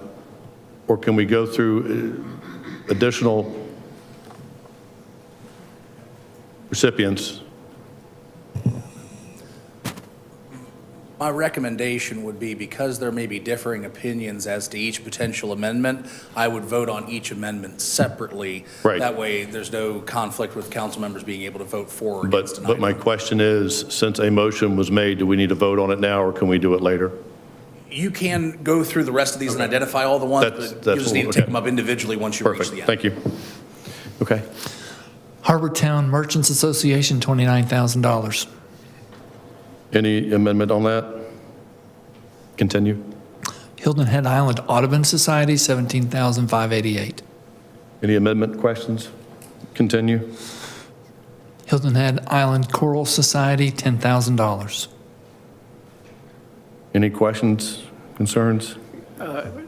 Was the reduction from the amount requested impacted by inability to demonstrate the impact on tourism? Or Yes, that was exactly, it was concluded that there wasn't enough from out of town. And so out of town is measured at 50 miles. In that regard, their application showed that they only, during the year, had 132 tourists. And at a $40,000 request, that's an awful, we look at that as tourist per dollar. And somehow that's how we make our decision, and we thought that was too excessive for around $300+ per tourist, so yes. Thank you. Continue. Concours d'Elegance. Any amendments or questions on concourse? Mayor, I do have questions about their financial statements included within their request. As I understand, it's a nonprofit, and their financials, as best I can tell, their application is 172 pages long. So I did not read the whole thing, but I looked at some of the financials, and they were showing that they made money in several years. And so I'm trying to understand why they need an increase. I know there's an anniversary coming up, the 20th anniversary of Concours d'Elegance this coming year, but their increase is $78,000. Is there anybody here from Concours d'Elegance to be able to address those questions? We'll come back to that. Yeah. Continue. Hilton Head Island Dance Theater, $20,000. Any amendments? Continue. Hilton Head Island Airport, $155,000. Any amendments? Continue. Hilton Head Island Bridge Association, $15,000. Any amendments? Continue. Hilton Head Island Recreation Association, that's Wingfest and other festivals, $60,000. Any amendments? Continue. St. Patrick's Day Parade. Not on mine. Didn't ask for anything this year. Is it zero? Yeah. Yeah. My apologies. St. Patrick's Day, okay. Yep. Hilton Head Island Wine and Food, Rhythm and Brews, $25,000. Any amendments? Continue.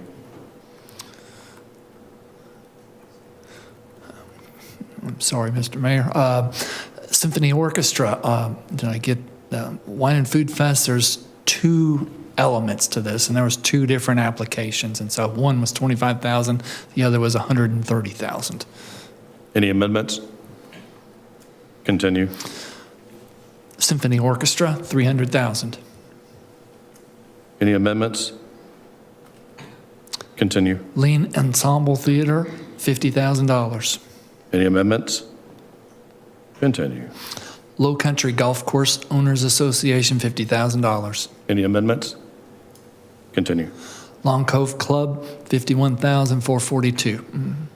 Any amendments? Continue. Low Country Gullah, $95,889. Any amendments? Yes, Mayor, I would like to increase that to the amount requested, being $100,000. Continue.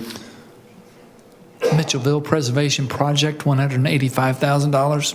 Any amendments? Continue. Native Island Business and Community, $235,000. Any amendments? Continue. I just have a question Okay. as to how it fits within the 8 categories. How the Native Island Business and Community Association, which one of the 8 categories or how it fits into the requirements? I believe that their request was all in promotion and advertising of tourism. Promotion and advertising of tourism. Yes, which And is that's not a category one. duplication of what we currently pay for through our DMO? You know, I do not have that information right with me today. I mean, I did 3 months ago. It was voluminous information that we have to go through, and most of it's on. We have them on disk. We actually look at them on our computer, so I don't have all the paperwork here. And my comment would just be that as we have a DMO who we are paying, and not only that, have a contract with where we scrutinize those dollars and those activities, and we have, since our last contract with them, required more transparency, but also more attention to be given on the residents' satisfaction piece of their work, that we look to what is happening within this particular organization in question now, and may perhaps create some of those same standards. And that was one of the things that we looked at. It was one of the things we added into our application process this year was collaboration and otherwise to see if there's duplicative resources or efforts. We did not make it this year because it was a brand-new category that we'd put into our, to get people used to it. We're going to make some more changes this April when we get back together in August in the process to get things done, because there's a lot of other reasons why sometimes it doesn't get loosey-goosey, but it's really difficult for us to get all the information on time. And I understand that we're talking with the arts and cultural area, and sometimes deadlines don't mean a lot to those people. I come from a legal background, and deadlines mean everything in a legal background. So this year, there's going to be some more changes to the application, and one of those is going to be timely filing of all your documents up front. And we may be talking about that in the future because we may, and again, this is up to the committee, may consider not moving forward with applications that are not timely filed completely this time. We allow amendments up to the last minute, and that becomes nerve-wracking sometimes, trying to get all that information, so I don't have all that off the top of my head sometimes. And those of us who are familiar with grants understand that normally, on all grants, there are particular dates, deadlines, font that must be followed and adhered to, or you can lose your application and it be thrown out. So I respect that. You have a proposed amendment on that? I don't have a proposed amendment. I am interested in seeing how the collaboration, how we may be duplicating efforts, and I do want to see more information in standards set by the communication with the town council like we have with our DMO. Is that going forward or now? I'd like to have that now, of course, but going forward, absolutely, but if it's possible now, yes. Ms. Becker, I can tell you this. There was an applicant in last year's process, not the year we're talking about now, that was attempting to come in and act as a DMO or an adjunct to the DMO. We did not take up we took up their application. We did not grant them funding for one of two reasons. One, we have a DMO, and second of all, their location was not on the island. And that's two of the things we look for is to be island-based. And the other thing is what is your function? And we've had these discussions with other entities that are up there, and like the Low Country Golf Course Owners Association. Both the DMO and they promote golf. Right. So that's the question sometimes is, are we overfunding? And these are the questions we ask, but they haven't become pertinent in the last 2 years because we've had adequate funding. My fear is that will not continue forever. When I first started on the committee in 2018, we were not fully funding people because we didn't have adequate funds. So we're trying to set up a process still to get that done so that we can, kind of a framework. Tammy, I'm curious if a lot of your questions may apply to some of these others as well. So, moving forward, maybe to have a better explanation, understanding when we have this meeting next year. Well, certainly there's work in my mind between now and then that needs to be done. Yeah, we plan on working together because we have a meeting coming up in April when we look at the DMO, and then we have organizational meetings in July and August before the application process starts in September. And so the committee, when they meet at those times, will take up suggestions at the time. And I think that might be why I was talking about more of a strict adherence to these guidelines that we have, because as we move forward, we have increased expenses. We just are creating a housing where we have program managers, and we have other things that we've mentioned today as we're going through some of the budget review, where monies are being taken from other areas. And perhaps at this stage of the town, these ATEX funds are better suited for use by the town as we absorb the costs for tourist-related activities. So just my 2 cents worth. So again, we make a recommendation, and it's up to the council, but we look at it but we have the resources that come in, and what the law and statute says. We're a statutory organization. So if an organization is qualified and is producing what they say they are, then we take them up. If the council decides not to move forward, then that's your prerogative. Yeah. Thank you. Thank you. Continue, John. I apologize. Wake up. Okay. Sea Turtle Patrol, $64,500. Any amendments? Continue. Shelter Cove Harbor Company, $195,000. Any amendments? Continue. TEDx Hilton Head, $25,000. Any amendments? Continue. The Boys and Girls Club of Hilton Head, $35,000. Any amendments? I don't have an amendment, but I have the same comment in terms of looking over the 8 points and determining whether or not some of these organizations are directly related to any of those criteria. And I would put a question mark by this one as well.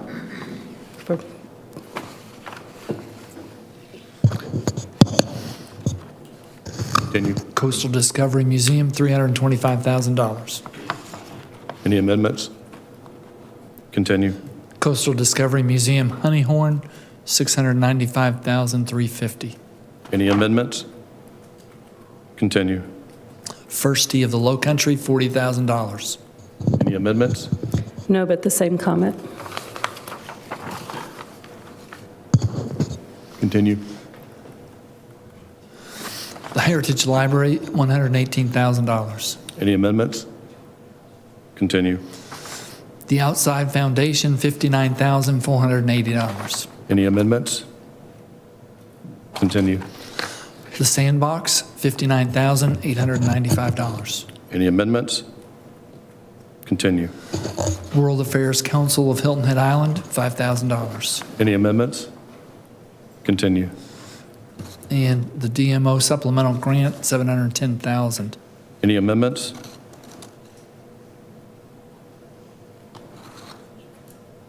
Mr. Mayor, I'm not quite sure on the process here as far as the ones that are in question or the amendments, where we're going with that.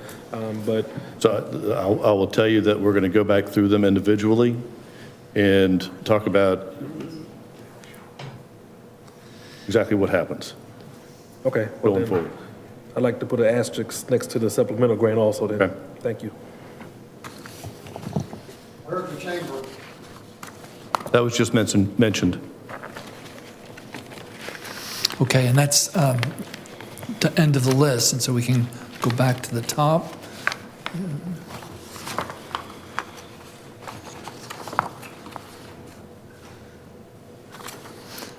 And In terms of process. Oh, no, I'm sorry, I was, Yeah, I could help while you're looking at that.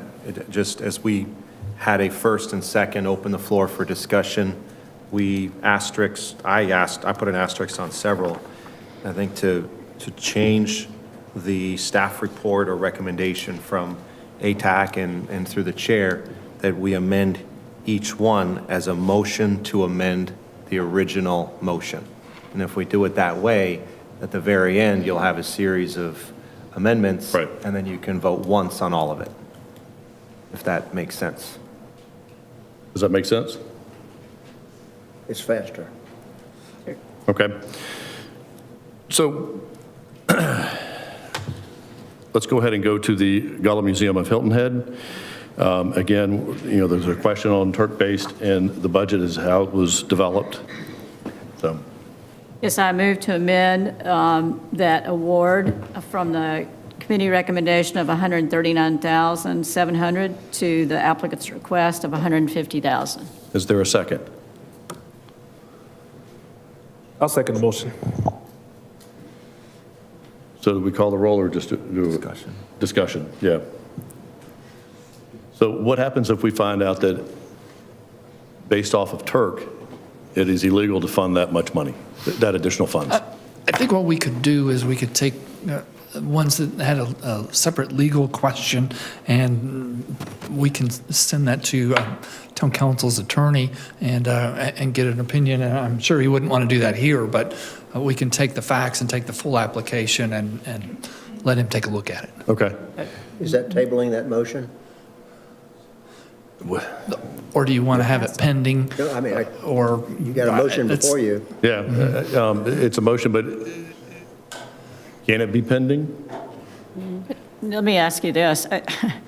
If we make it some sort of pending or tabling, then how long does that hold up the funds going to the Gullah Museum? Until we come back to council and vote on it. So would that be, next time we would meet would be, as best I can remember, a work session on February 14? That's early as it could be.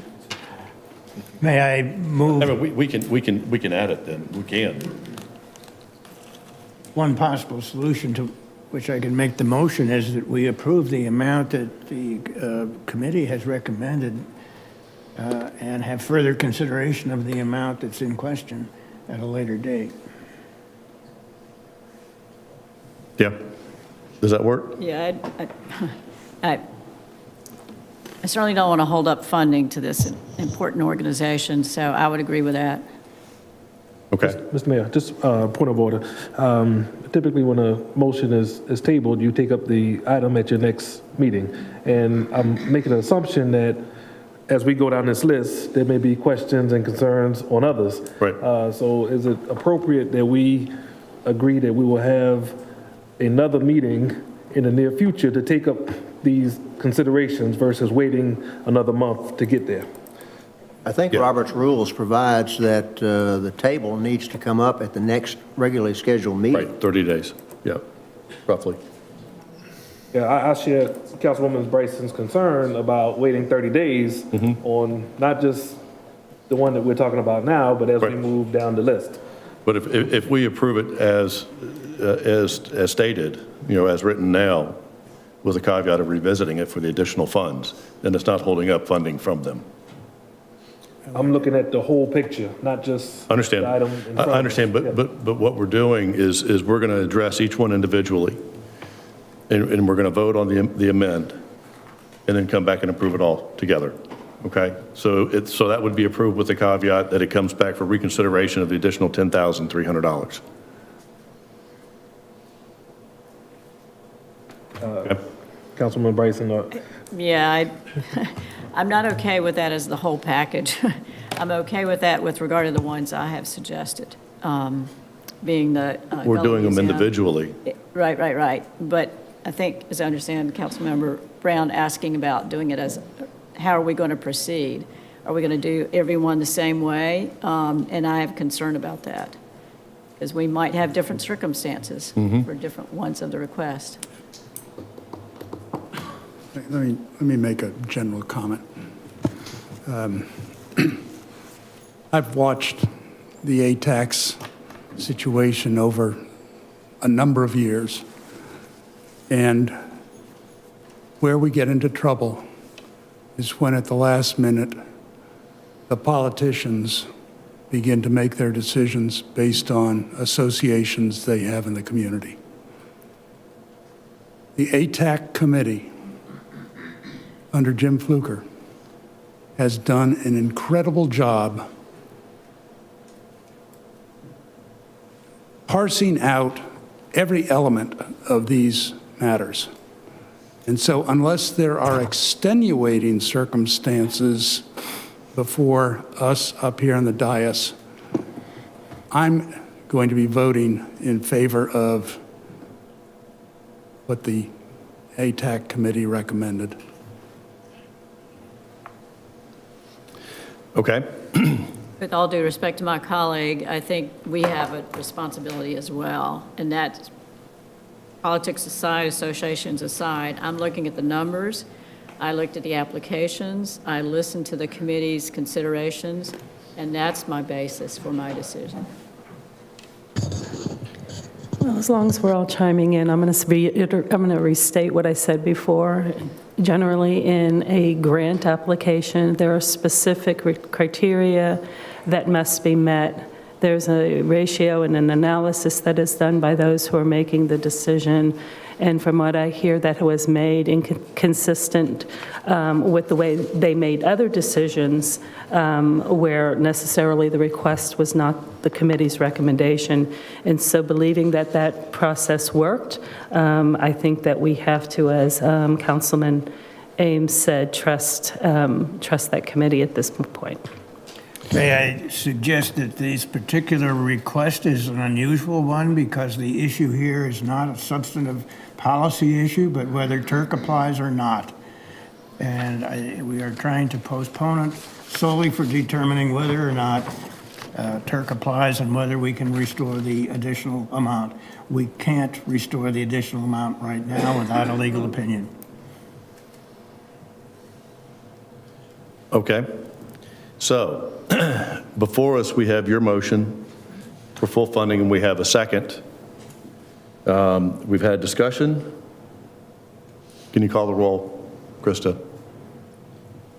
Mr. Brown? Support. Ms. Bryson? Yes.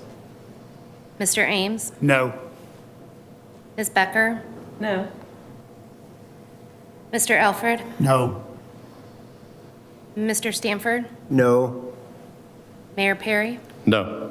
But I will add a caveat to that, that I think it is a great organization. It has nothing to do with them. It is strictly based upon Turk's interpretation of how we were to move forward. Next, let's go to Low Country Gullah, because it's also in reference with a Turk-based formula. Yes, I move that we increase the award to $100,000 from the recommendation of the committee of $95,889. Is there a second? I know, me too. Seeing none, we'll continue. What about the question mark on concourse? Yeah, I'm coming back around. Okay. Yep. So concourse was put up there at $385,000 for an amendment or question. Well, I have several questions. I would recommend that we put this one off for decision because unless there's someone who can address the questions. In looking at the let's see how many pages was it, 172-page application, there are some profit and loss statements. Pardon me, there's also some 990s, but just looking at the P&L, they show that January through July of 2022, an income of $176,241. January to December 2021, an income of $56,414. January to December of 2020, a loss of $18,603. January to December of 2019, an income of $31,499.45.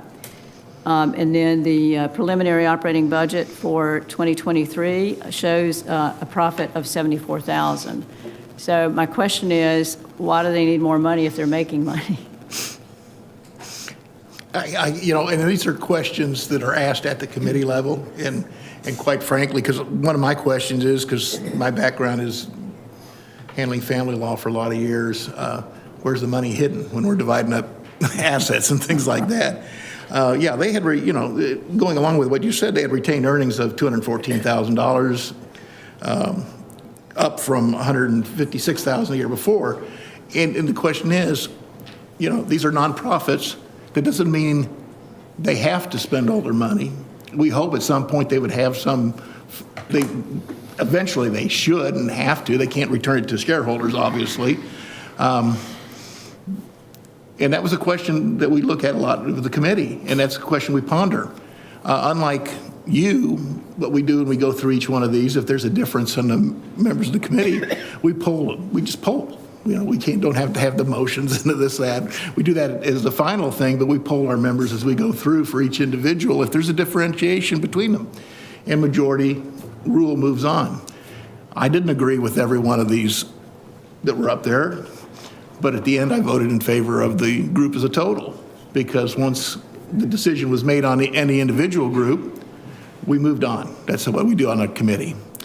I had some real issues with a number of them, and when we polled, I'd be on the losing end, but that doesn't mean we didn't move forward. So, if we could have Bob come up and speak, that would be Very helpful. May I ask a question too? Isn't it part of the goal in many instances with these organizations that this is a helping hand and that over time that they increase their revenues so that they do become self-sufficient and they don't keep coming back? And one of the things the concourse does is they do have scholarships. I suspect over time they'll more fully fund those scholarships, just like the foundation, the Carmine Foundation.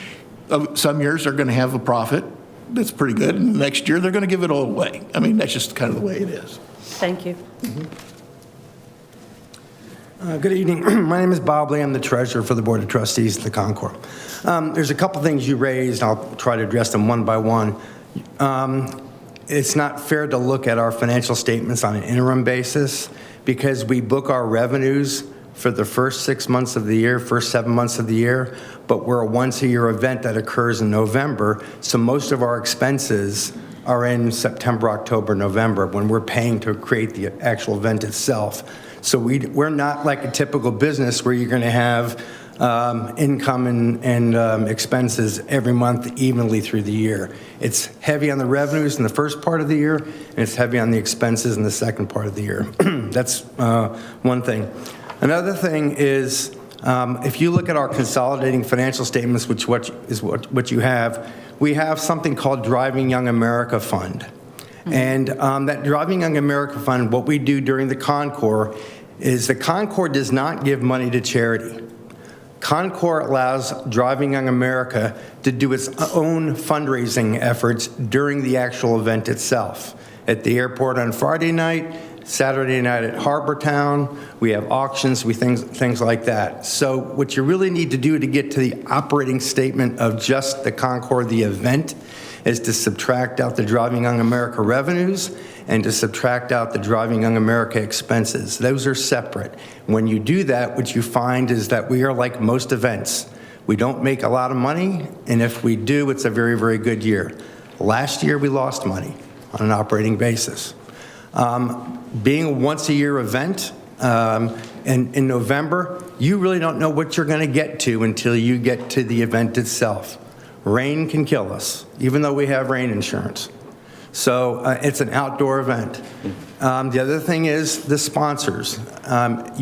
We try to build them up as you go along, but you just don't know really what you're going to get until you get through the first 6, 7 months of the year. So what we try to do is retain as much capital as we can, because while we're booking revenues, posting revenues financially, it isn't cash until the 6th or 7th or 8th month. So we have to live off of our retained earnings for those first 6 or 7 months. As far as the increase is concerned, one of the things we're going to be looking for this year is to get heavy into electric vehicles. That is where the industry is going. And what we're doing is we're taking most of that increase and we're spending it on social media and social media influencers for them to help us get the electric vehicle crowd to our event, because that's something typically Concours like ours don't do. I will give you an update. We had a record attendance last year, almost 22,000 people. And over 50% of them were visitors beyond 50 miles. So we had over 10,000 visitors at our event, making us, I think, the second largest destination event in Hilton Head. Awesome. Thank you. Do you have any amendment that you'd like to propose? I would move to reduce their funding back to the 2022 amount of, I've lost it on my sheet. Bear with me. $307,000 from the committee's recommendation of $385,000. That's my motion. Is there a second? And if I might speak momentarily in support of that motion, I'm looking at the profit and loss January through December 2021, which I am looking at the income and the expenses of Driving Young America, and the income was $56,414. So I'm not satisfied with the financial explanation, and I think it's part of our due diligence to be stewards of these funds, and that's the reason for my request for the reduction or for this to be put off for further information. Is there a second? I want to be clear what Councilwoman Bryce is asking for. Are you asking that we remove the item for further consideration or just a reduction? Well, you're right to ask that question because I threw both of those in there. My first motion was to reduce it, but I would like to change that motion, withdraw that motion, and make a motion to set this matter aside for further information, to table this request. Is there a second to table this request? I'll second that motion.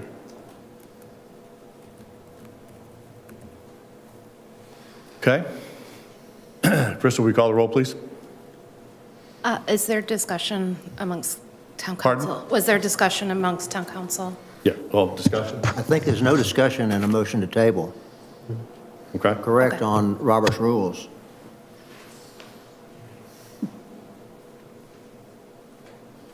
No discussion. Council's discussing that, Pat. Let's not discuss the discussion. Does anybody have anything to say? Let's go with No. this non-debatable at this point. Okay. All right. Chris, if you'll call the roll then. Mr. Brown? Support. Ms. Bryson? Yes. Mr. Ames? No. Mrs. Becker? No. Mr. Alfred? No. Mr. Stanford? No. Mayor Perry? No. Motion fails, sir. Okay. Second to last one, Boys and Girls Club of Hilton Head, $35,000 funding. So I wasn't asking for an amendment to that, but I would like the comment that I was consistent with regard to how we move forward to the next round of applicants and awards, that we are more closely, that we are looking at the criteria as set forth in the TURC and abiding by it. I don't want to, at this point, debate the decision of the committee. However, moving forward, I do want to see a more closely aligned awards, closely aligned awards with the TURC. I don't feel that some of these organizations fit the criteria. Okay. The last one we have is the Hilton Head on Bluffton Chamber of Commerce supplemental funds. Alex. Yes, this one is similar to the discussion that we've had on others. There's been a pretty substantial increase in the funding over the past years to the DMO, and based on the backup materials, I still have questions about the need for the additional monies.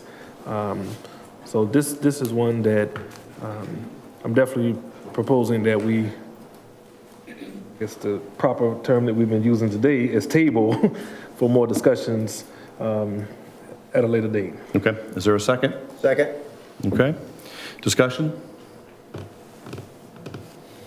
Okay. Where am I? All right. So, Chris, if you'll call the. Do what? We have to vote on that? Yes, that's what I was just getting ready to do. Chris, if you'll call the roll on that, please. Mr. Brown? Support. Ms. Bryson? Yes. Mr. Ames? Yes. Ms. Becker? Yes. Mr. Alfred? Yes. Mr. Stanford? Yes. Mayor Perry? Yes. Motion carries, sir. Okay. Now we are going to approve the entire package with the motion that was set forth in the beginning and acknowledging the amendments that were made. Absolutely.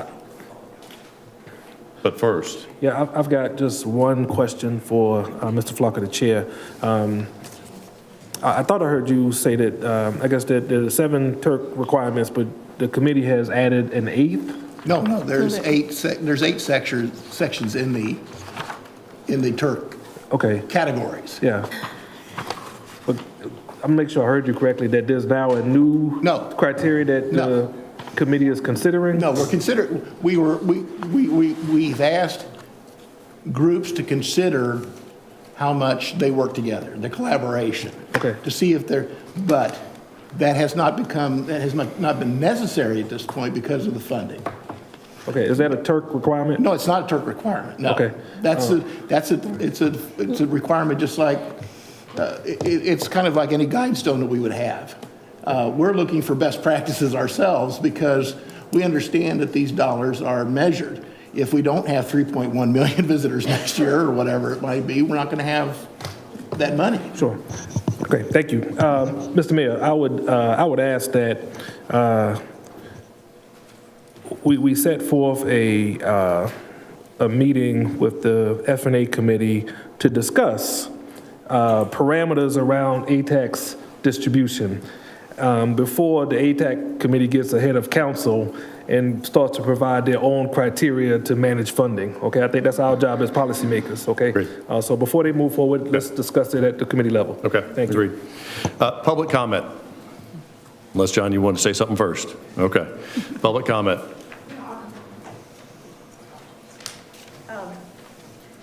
I see you have the chamber on here, but I don't see it up there. Well, it's on the list. Yeah, we went over it. 710,000. I never saw it. It's no. at the bottom under DMO Very bottom of the supplement. list. GMO supplemental grant. I have it on this list, Yeah. but I don't see it up there. Right at the bottom. Right, second last line. Oh, it's the supplemental grant? Okay, because you call it something else here. It doesn't say Chamber of Commerce, and here it says Chamber of DMO. Commerce, so DMO. that's what I'm trying to figure out what that is. What does DMO stand for? Designated marketing organization. I can't.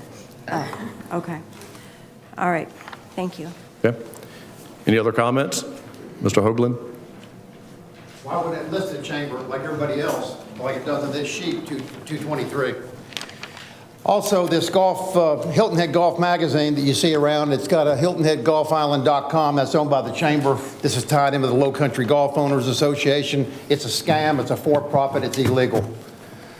And the chamber's listed on this 2023 accommodation tax, which you've eliminated there. You also hide the chamber under the Hilton Head Island. You hide that for the, not the supplemental grant, but the DMO funds. And then, of course, they get South Carolina PRT funding, $1.5 million from the governor. We don't know how much comes from the South Carolina PRT that goes directly to Bill Miles' pocket, not through this.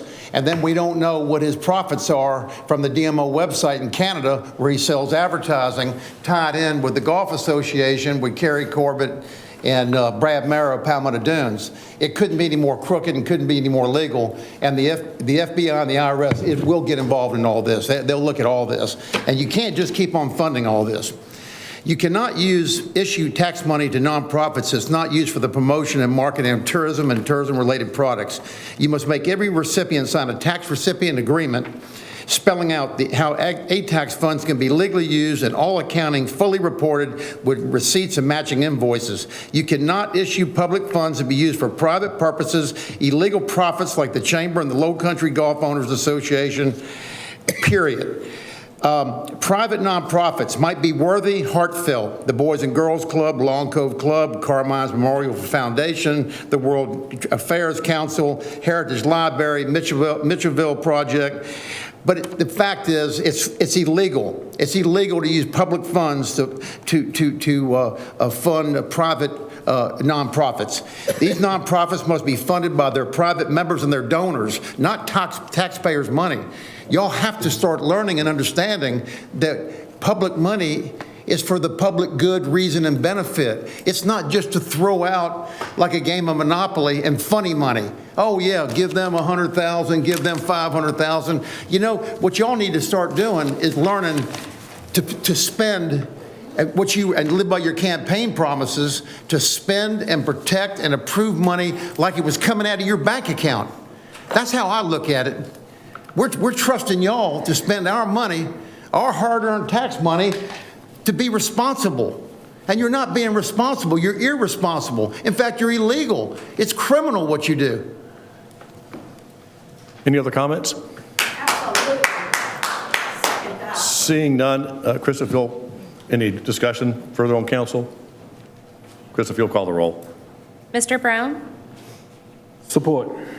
Ms. Bryson? No. Mr. Ames? Yes. Ms. Becker? Yes. Mr. Alfred? Yes. Mr. Stanford? Yes. Mayor Perry? Yes. Motion carries 6-1, sir. Thank you. Consideration of a resolution approved by the Greater Allen Council requesting Beaufort County and the town of Hilton Head Island work jointly on improvements to the solid waste and recycling facilities. Is there a motion to approve? So moved. Second. Second. All right, Sean.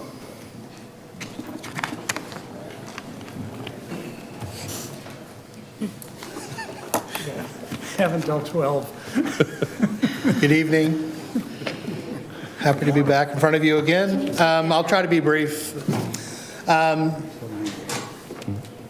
The Greater Ireland Council had submitted a resolution to Town Council for consideration.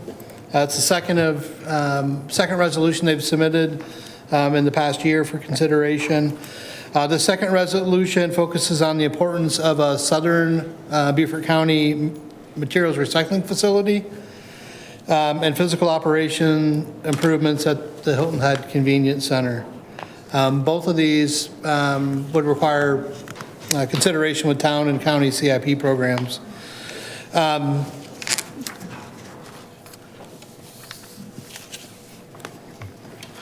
trying to give you a little differentiation between the resolution that came forward, the first one and the second one. The first one was about extending the Hickory Hill landfill agreement and look at hauler operations. The second one is focused more on a Beaufort County facility built for material recycling. Also looking at single stream recycling for solid waste recycling and organic waste. And then improving the convenience center here on Hilton Head Island. The resolution that's before Town Council outlines the consistency with the town's comprehensive plan, our plan, which has several consistent goals and strategies that are related to this effort. Our plan talks about ways to seek increase island-wide recycling, improve organic waste collection on Hilton Head Island. I want to point out that the town is going to be conducting a SWOT analysis of solid waste and recycling as part of a strategic plan efforts on Hilton Head Island. And want to thank the Greater Island Committee and their Sustainability Action Committee in bringing this, continue to push this agenda forward and we're committed to work forward with Beaufort County or independently on Hilton Head Island to advance these recycling and solid waste efforts. There are representatives here. Sorry. If I could just jump in and help Sean. Yeah. I think you need to scroll through the resolutions as well. Okay.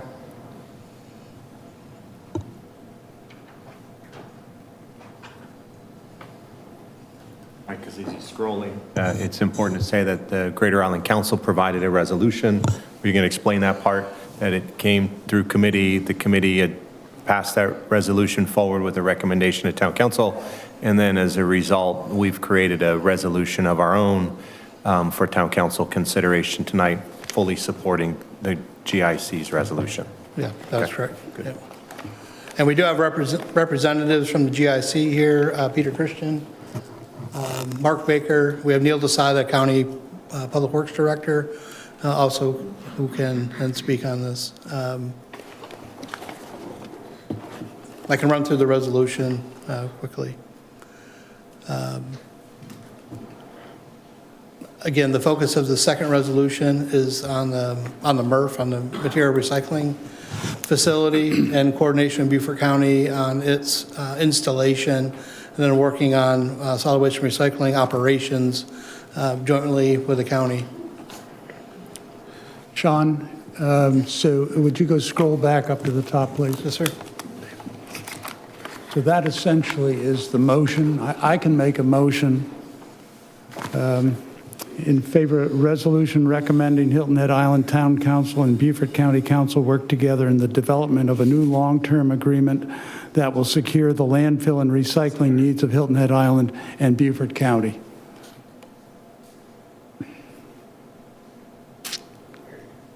There we go. Second. All right, discussion. Yes, sir.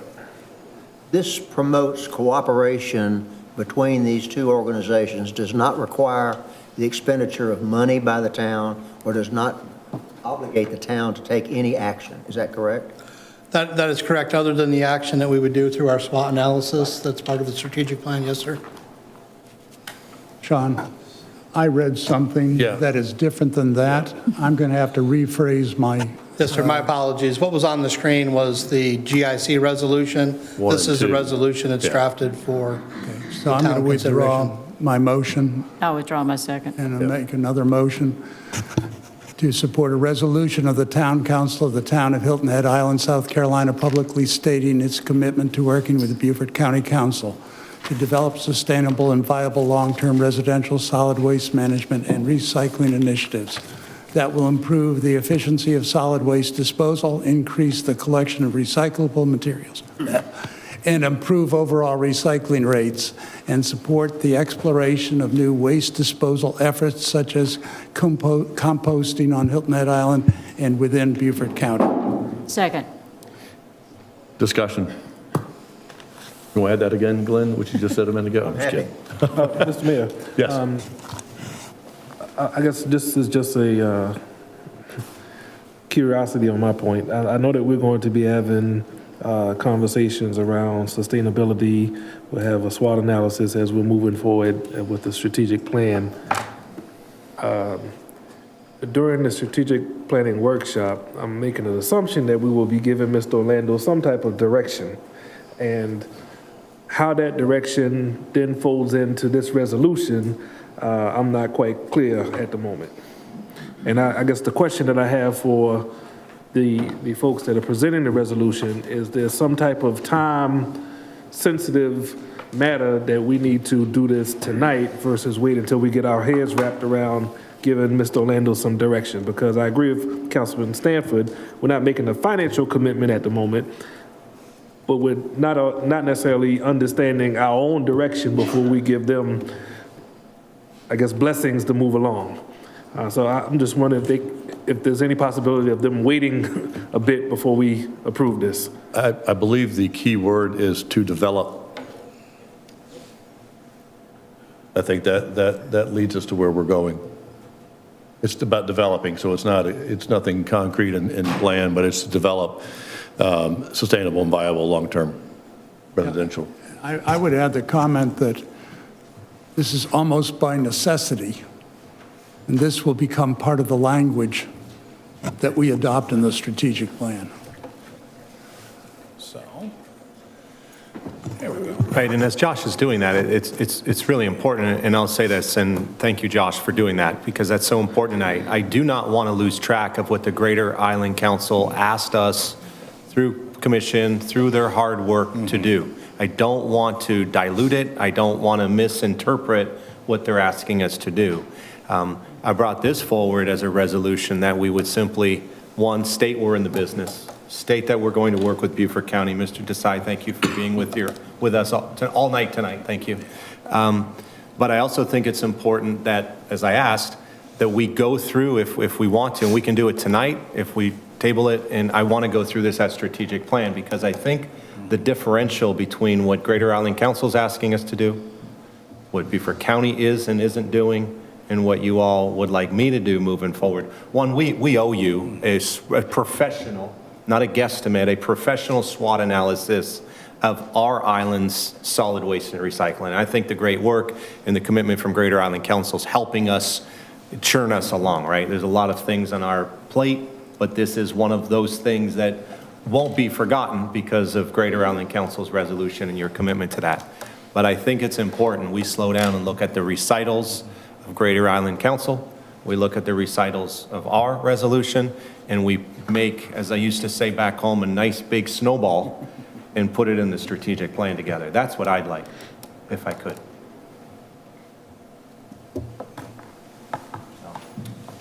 It's your prerogative tonight. I know the time, but if you want Sean to back up and go through GIC's resolution to us and remind the process that it got here, Sean, that would be helpful. Yeah, sure. unless you want to move it to strategic plan and table for it. Right. Not to move it to strategic? Just move it. Yeah. I mean, we've got a first and a second on the table, if I'm not mistaken. My memory serves me correct. You are correct. We could go ahead and take a vote now.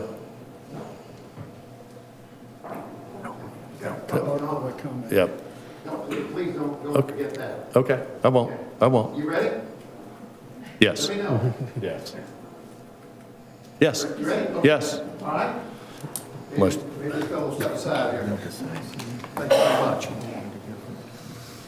Boy, the corruption never ends. Members of council, how does a private member organization, the Greater Island Council, have a special status in the governance of the town over others, including the illegally operated chamber, also involved with the GIC?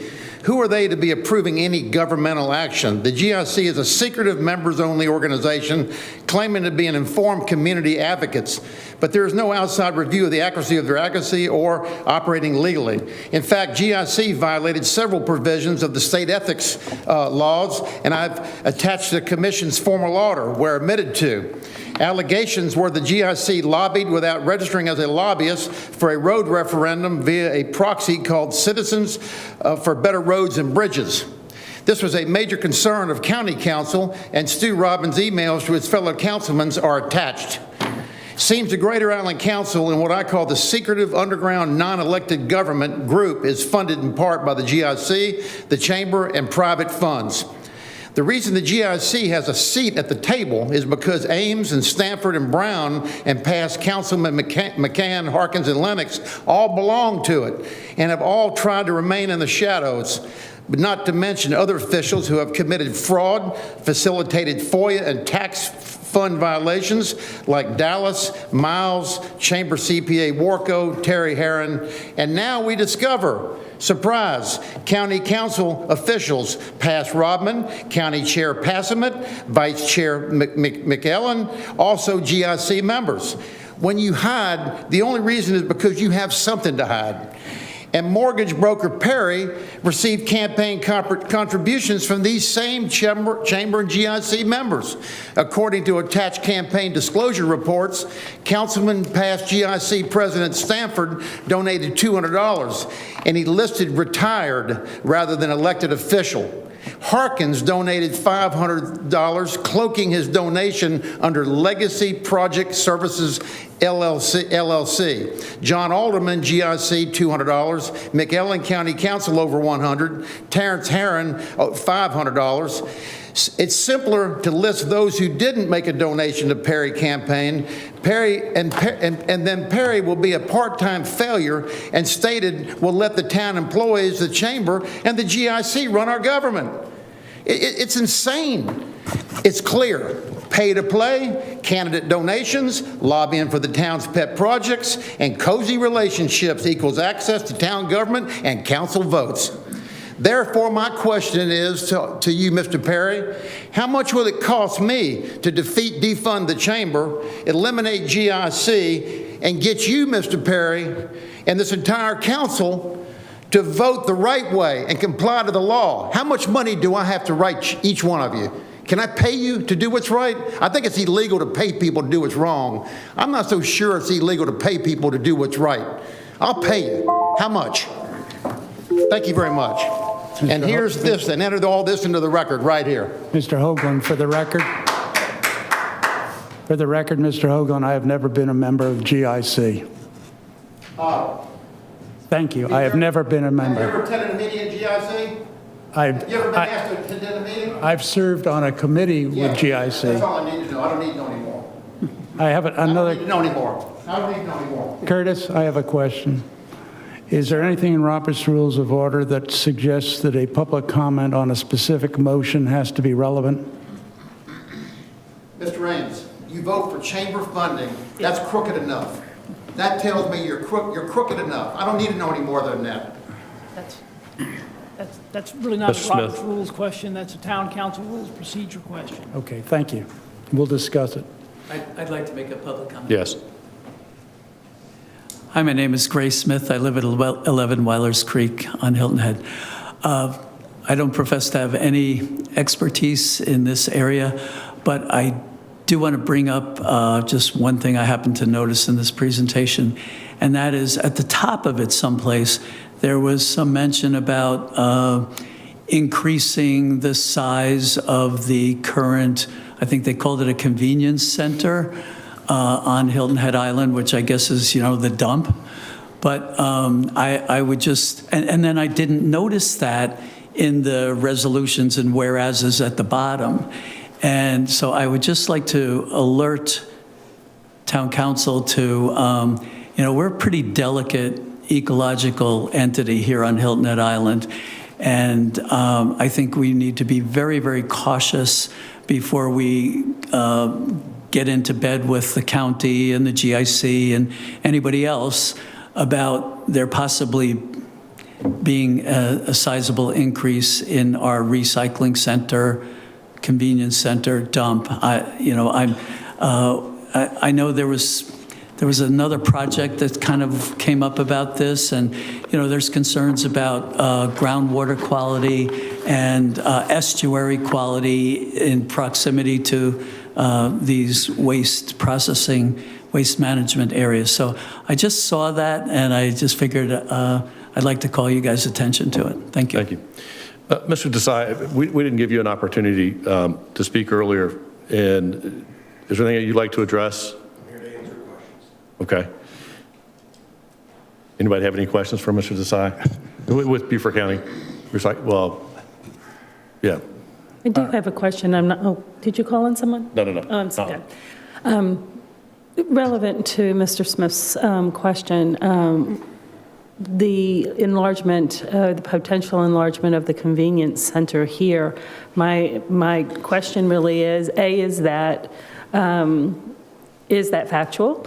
And B, would other municipalities within Beaufort County be also bringing their debris here to the island to use our convenience center? And I know I've asked 100 questions previously, but that is, I'm going to ask again. Provision in the Greater Island Council resolution included an item to consider expansion of the town's convenience and solid waste recycling.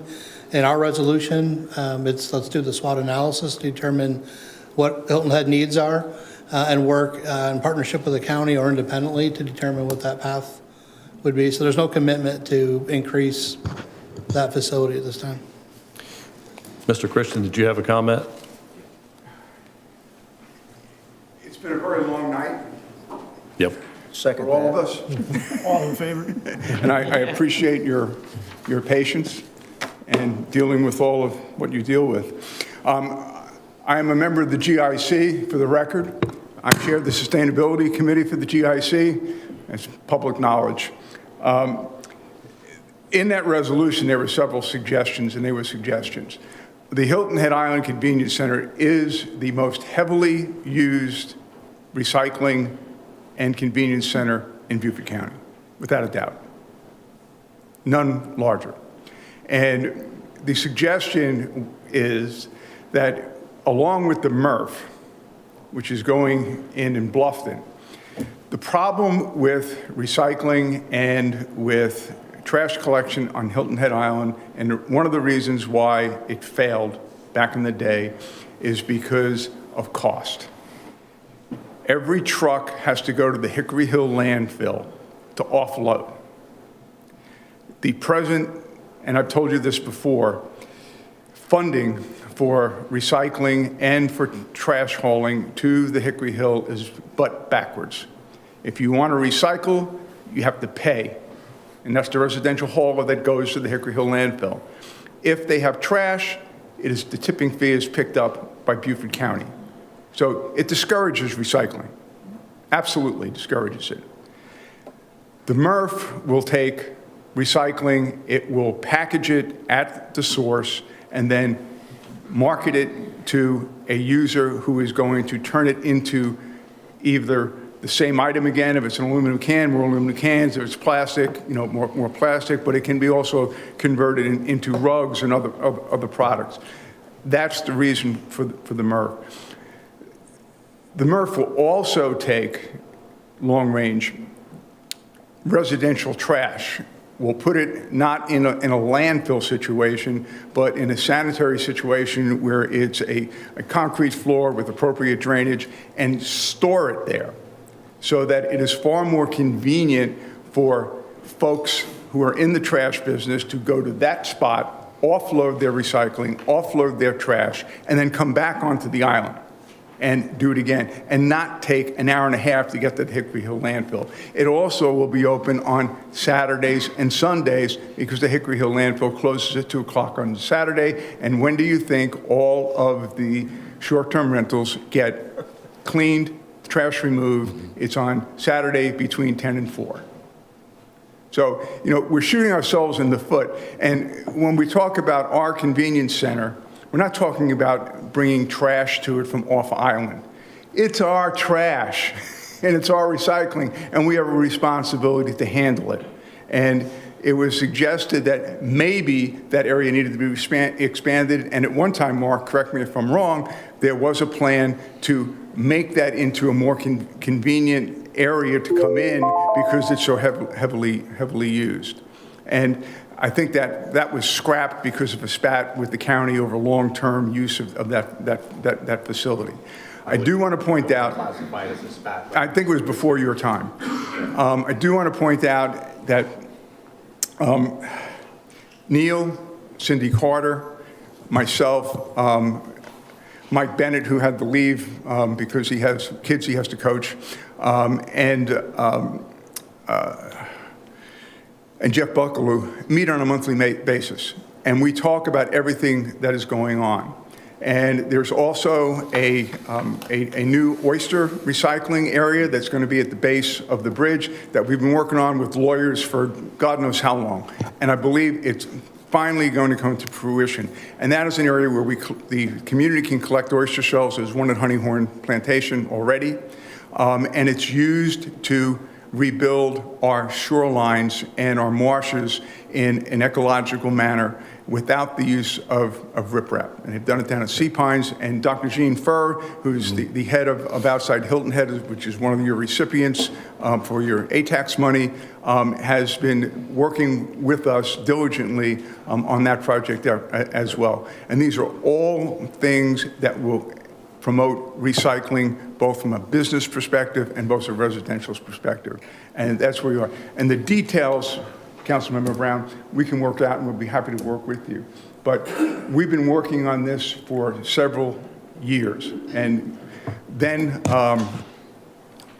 Mayor asked us to take the lead on this because they did not have the staff time to do it. And we've been carrying the water. Mark Baker, myself, Neil, Cindy, and others on that committee. So we would appreciate your support. And again, this is a cooperative basis, and it is to make Hilton Head a premier area for recycling so that folks, when they come here and they want to throw something away in a recycling bin, they know that it's going to be recycled, not put in with the waste stream. Agreed. Thank you. Okay, we're going to pull it back to the dais now.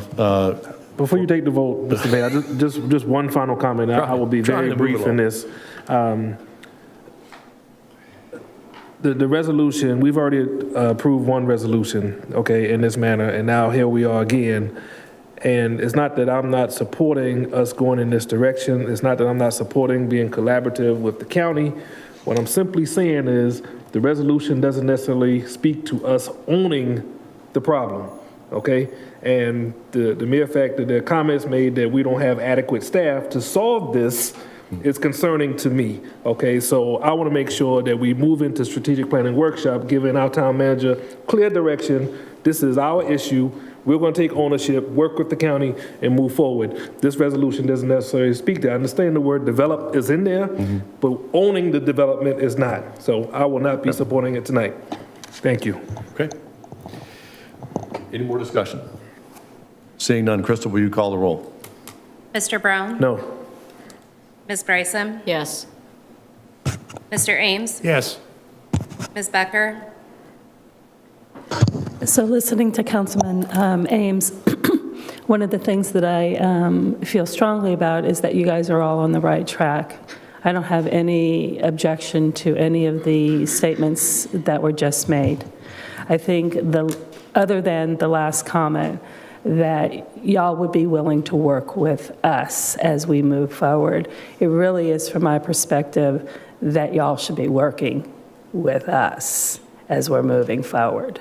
And I want that distinction clearly made. Hilton Head Council and staff owns this project as we move forward to anything that might come out of our SWOT analysis and put into our strategic plan. And we welcome your input, but we own this. Thank you. Yes.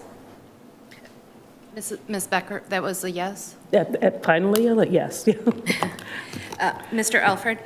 I would like to hear the discussion of the difference between the resolution presented by the organization and concerns that may exist between the resolution that's presented to us tonight, so my vote is no.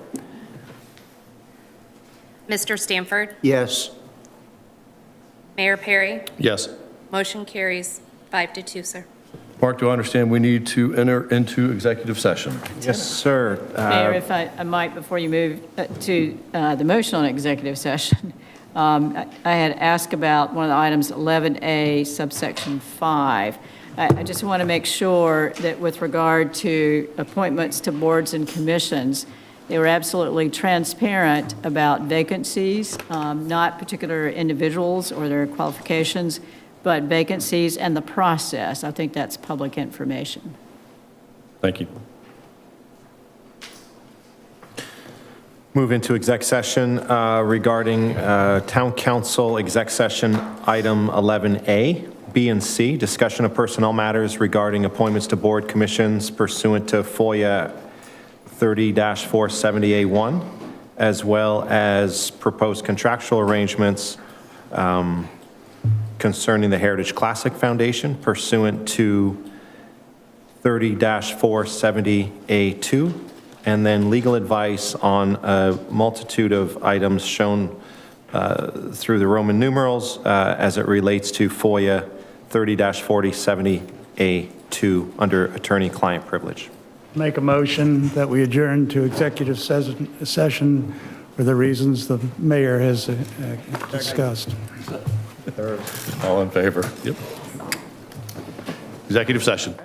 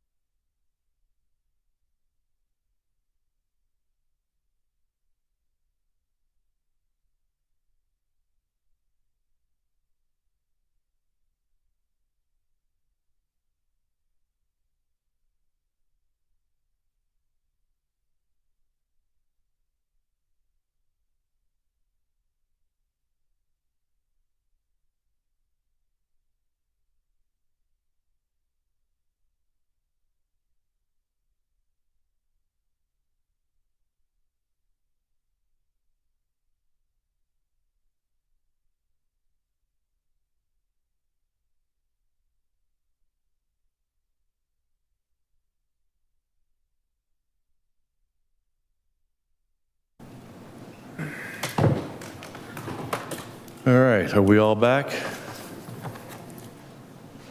So, we do have some things to report. Do we have any, what do we do, motions? We have a Yep. motion regarding the Beaufort County Economic Development Corporation. I move to appoint Mayor Alan Perry to serve and represent the town of Hilton Head Island and the Beaufort County Economic Development Corporation. In the absence of the mayor, Councilman Tamara Becker will stand in as the mayor's designee. Second. Discussion? You want to call the roll? Support. Ms. Bryson? Yes. Mr. Ames? Yes? Ms. Becker? Yes.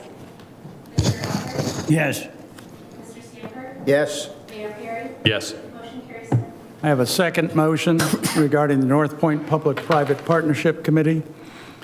Two parts of the motion. I move to approve the resolution for the town of Hilton Head amending the membership of the North Point Public-Private Partnership Housing Advisory Committee, adding additional citizen seat.